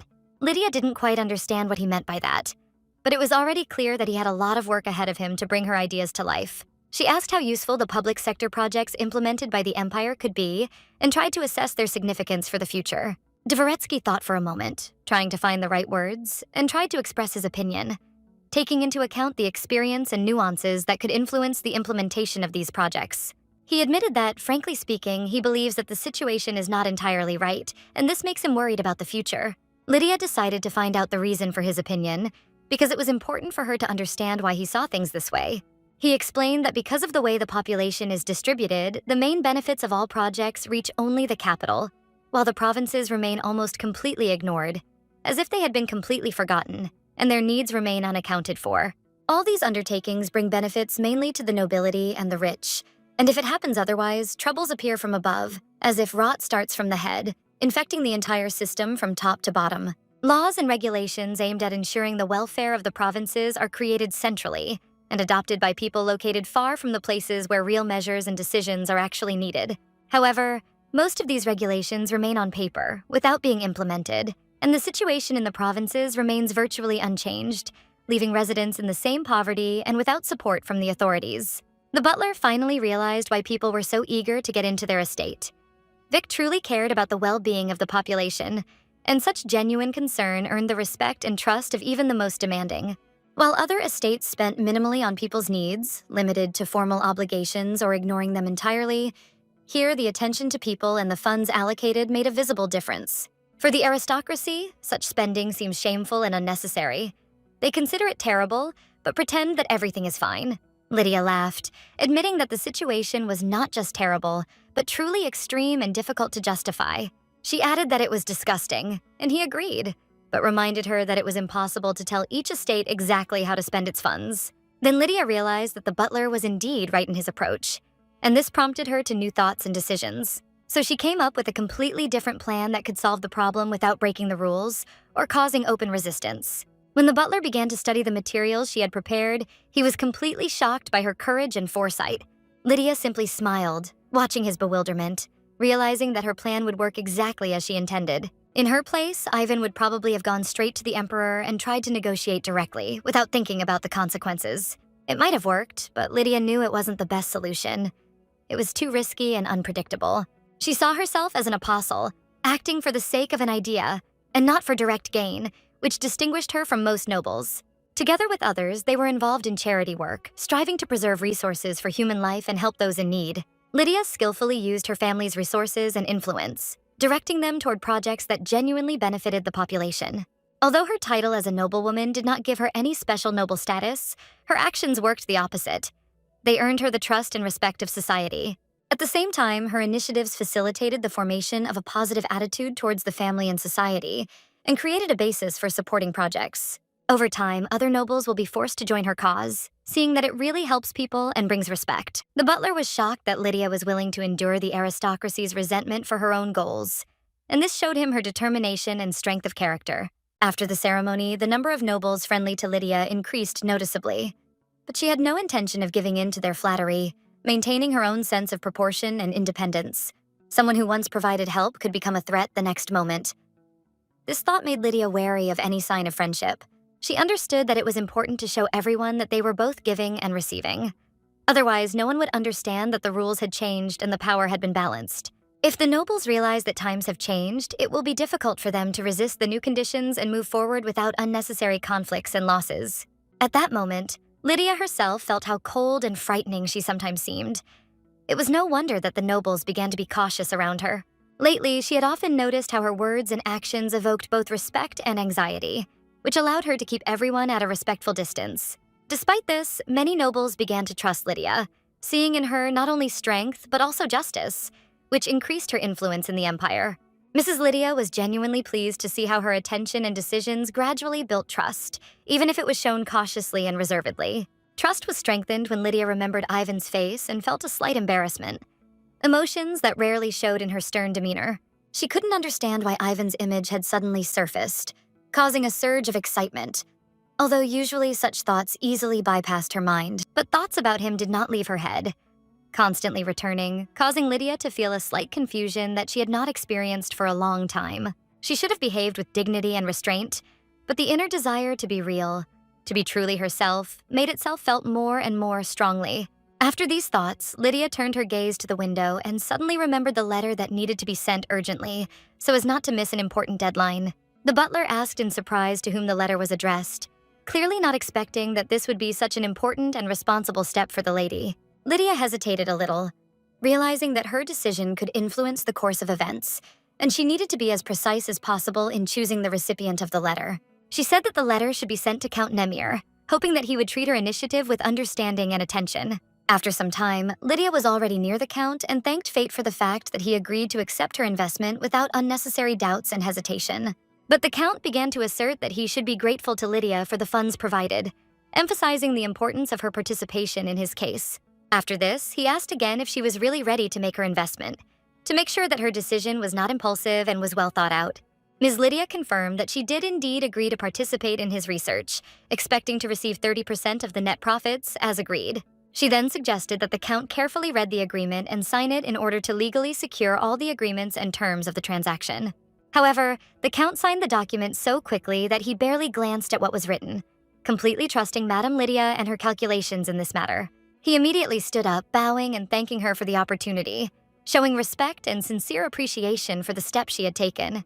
The lady expressed gratitude for his efforts and noted how much she admired his dedication to medical research, which he carries out with full dedication. Moreover, she understood that this research promised enormous profits, and she hoped that his work would be successful and the results would meet all expectations. The butler noticed that the Count seemed to like the proposal made by the lady, and this was immediately evident from his attentive gaze and quiet smile. He was almost ready to sell his estate in order to devote himself entirely to research, since without large investments, further development was practically impossible. But he still remained a little worried and could not completely rid himself of doubts about the future of his projects, although he tried not to show it. He wondered whether this research would really bring profit, but the lady remained confident in her decisions and had no doubt that the path she had chosen was the right one. She admitted that she had experienced similar doubts before, and the butler immediately clarified what exactly she meant, wanting to understand her experience and thoughts. This confession made her tense for a moment, and the butler immediately came to her side to support her and prevent the situation from becoming awkward. She quickly said that it was nothing and not worth paying attention to, trying to bring the usual calm back into the conversation and control her emotions. Perhaps it was unknown to anyone yet, but she knew that very soon something grandiose would happen that would change the course of events and impress everyone around. She was sure that something would happen that no one could even imagine, and this feeling gave her inner strength and confidence in the future. Today's medications that people use are actually owned by the rich, as their cost is too high for ordinary people, limiting access to treatment. Most ordinary people simply did not have the means to pay for expensive medications. They were content with a cup of tea and the hope that the disease would go away on its own. If the Graf's research is successful, it will completely change the current state of affairs and create new accessibility to medicine for the majority. In this case, the situation will change dramatically, and people will have the chance to receive treatment that will become the norm, not the privilege of the rich and powerful. Drug prices will drop sharply when the mass adoption of new methods becomes a natural process, and a huge industrial market will emerge. And it is from this market that they will be able to generate approximately 30% of their profits, which will allow them to develop projects and support medical research. Dvoretsky admitted that he doesn't yet fully understand how directly helping people is connected to medical practice, as it seemed abstract and complex to him. They needed to build a reputation for their medical practice, as the welfare project would serve as a springboard and help establish it in society as a successful initiative. Then the Count will be able to fully launch his medical business, relying on his accumulated experience, the support of his mistress, and his established reputation, which will open up new opportunities. Her family's name inspired confidence, but her exploration of the world was not yet complete. If it failed, all the investments she had made in welfare and helping people would simply disappear without a trace. The lady explained that this would not be a problem, since the project is not considered an investment and does not generate direct profit, but serves only the needs of the family and the people. She had no intention of making any personal gain from this. Her goal was solely to improve the situation and support others without self-interest or self-interest. The butler was shocked by her words, but she only asked in surprise what he was thinking about, as if she didn't understand that this was a surprise to him. Perhaps she should have sent the letter in advance this time, so that everything would go smoothly, and the duchy would have time to prepare for her initiative without unnecessary worry. So she asked the butler to help her send the letter to the duchy, entrusting him with all the details so that the letter would arrive on time and without the slightest error. A few days later, the Grand Duke's mansion received news, and the butler informed the owner that a letter had arrived that required attention and a decision. The Duke assumed that it was a simple invitation and asked that the letter simply be left on the table, without attaching any special importance to it and considering it a formality. But the butler clarified that the letter came from the Azaitan family, to which the gentleman immediately said that this should have been reported from the very beginning to avoid misunderstandings. The butler noticed that the gentleman did not even give him the opportunity to warn him about the contents of the letter, and this added to the tension before opening the envelope. When the Duke began to read the letter, he was shocked by its contents, because it concerned not banal formalities, but plans for the future and important family matters. The butler realized that the document contained information about the future directions of the family's affairs, and this forced him to assess the scale of Christina and her relatives' intentions. He laughed, noting that the woman was truly amazing and managed to surprise even the calmest and most reasonable people with her decisions and initiative. Dvoretsky added that recently everyone has been talking about her family, and her actions have earned respect and interest even among those who previously remained indifferent. He heard that the family was not simply maintaining prosperity through small projects, but intended to spread its influence and assistance throughout the empire, covering a large scale. Now, Duke Ivan understood why she had decided to send the letter to him, because her goals were strategic and required the personal attention of the head of the duchy. Turetsky noted that news seemed to be reaching him extremely slowly, and such letters help speed up his understanding of the situation and the actions that need to be taken.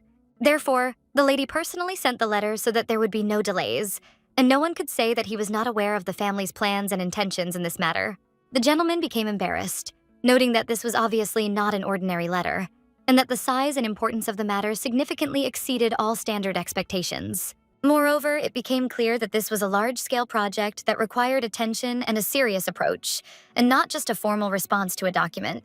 The community was astonished when the family's actions became known, as the initiative combined courage, foresight, and genuine concern for the well-being of others. However, the current state of affairs displeased many members of the aristocracy. They were perplexed as to why things were turning out this way, and they discussed it among themselves, dissatisfied with the changes. Most people still supported Lydia's family, but rumors that some aristocratic families had filed a request for a tax investigation against her caught Ivan's attention and made him think. Ivan began trying to understand what exactly motivated these families and why they were so persistently interested in Lydia's potential problems. He was curious about the motives behind their actions. He was no less surprised by why the family of Marquis Yuri, her ex-husband, was so sharply opposed to Lydia, as if there was personal animosity or hidden motives that he was not yet aware of. The butler, trying to clarify the situation, noted that in fact most families were not against it, and wondered why the gentleman was showing such interest in this matter, trying to understand Ivan's motives. Suddenly, Ivan rose to his feet, and the butler couldn't understand the reason for such haste. The atmosphere in the room grew tense, and Ivan's actions were unexpected and sudden for everyone present. He said that he urgently needed to see Lydia, explaining that his personal presence was necessary, as if something extremely important required immediate intervention without the slightest delay. Ivan's premonition was alarming, and he felt he couldn't delay. He needed to go to Lydia immediately, as if an inner voice were warning him of possible danger or a critical situation. The butler again handed Lydia a large stack of documents, full of papers and reports, which were supposed to help her understand the situation and prepare for possible inspections, while remaining as attentive as possible to all details. These documents contained a list of all the families who had expressed interest in the welfare project, with details of their participation and level of influence on the course of events, so that Lydia could see the whole picture. Information about sponsors and possible supporting projects was also included. Although the documents were not yet finalized, and each item needed to be verified to be completely confident in the data, Ivan noted that despite some support, a feeling of tension arose, as if events could get out of control at any moment, and it was necessary to be prepared for the unexpected. The lady sighed, realizing the scale of the work and the number of issues that needed to be reviewed and analyzed in order to understand how all this could be organized correctly and safely. A bunch of ordinary nobles seemed insignificant compared to what Lydia had to decide, and those around her could not imagine the attention and care with which every step had to be approached.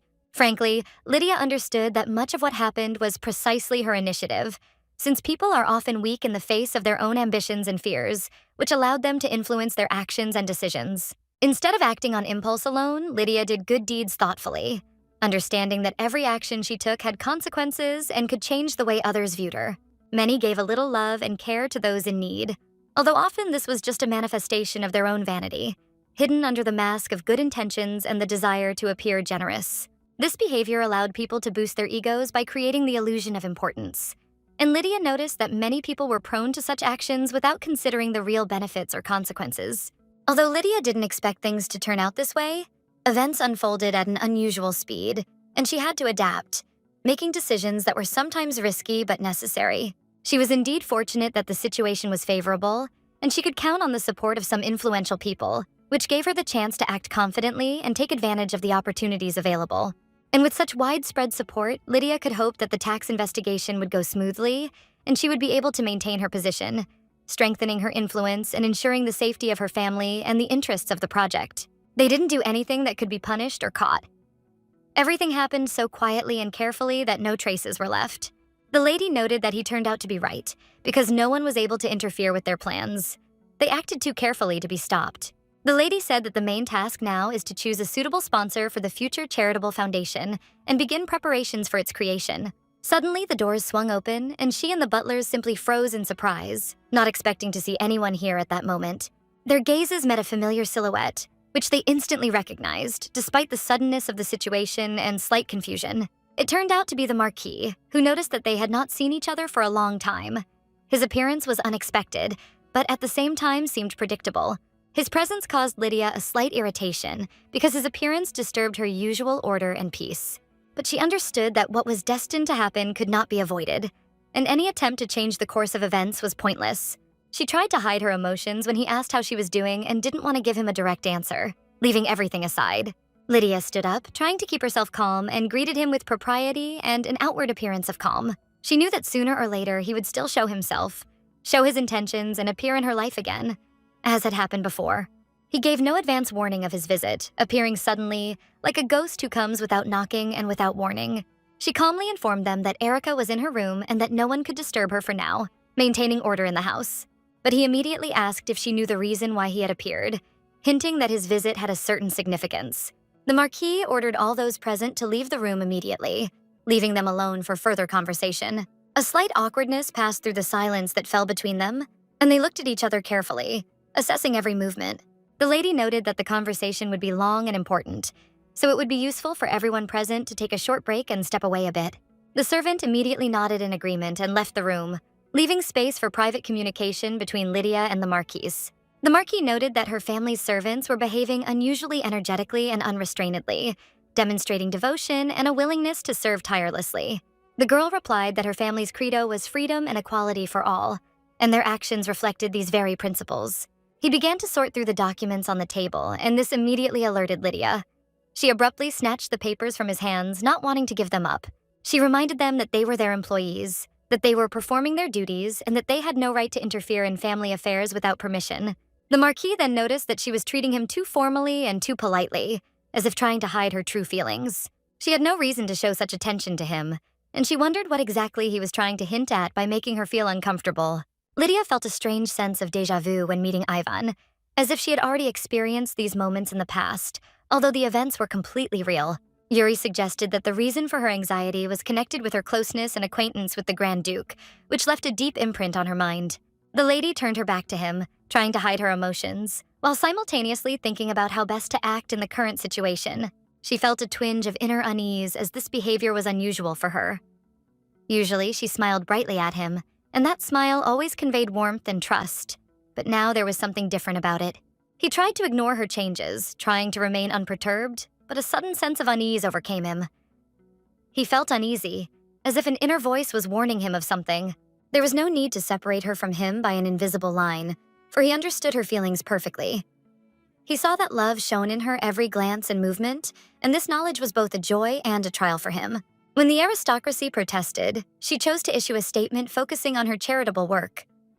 This move was deliberate and strategic, designed to deflect attention from personal feelings and protect her reputation. He chose to stay by her side, supporting her and monitoring her every move.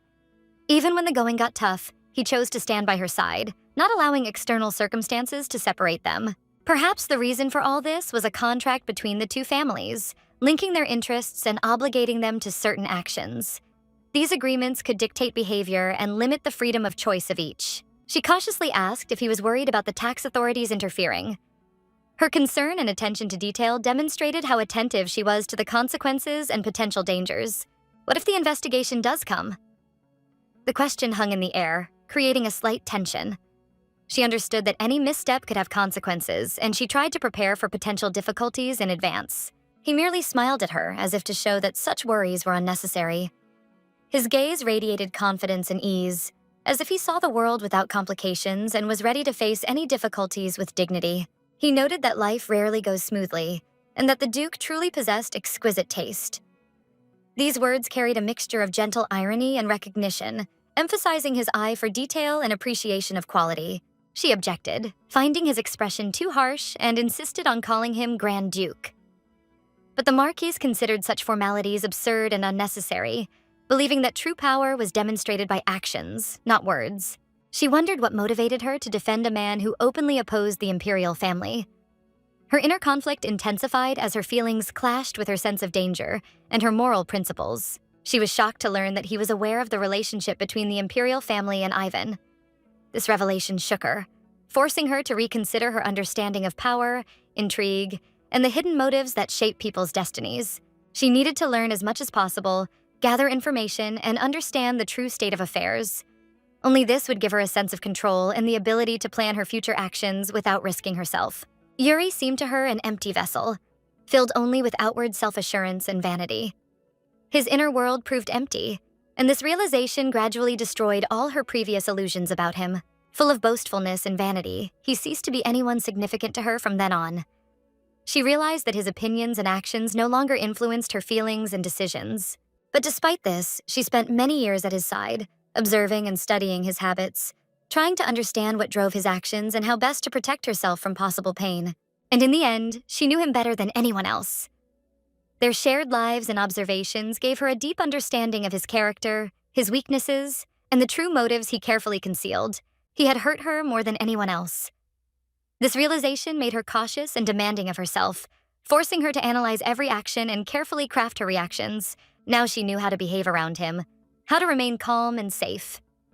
This experience gave her confidence and the understanding that she was in control of the situation and her emotions. Right now, all she needed to do was feign fear.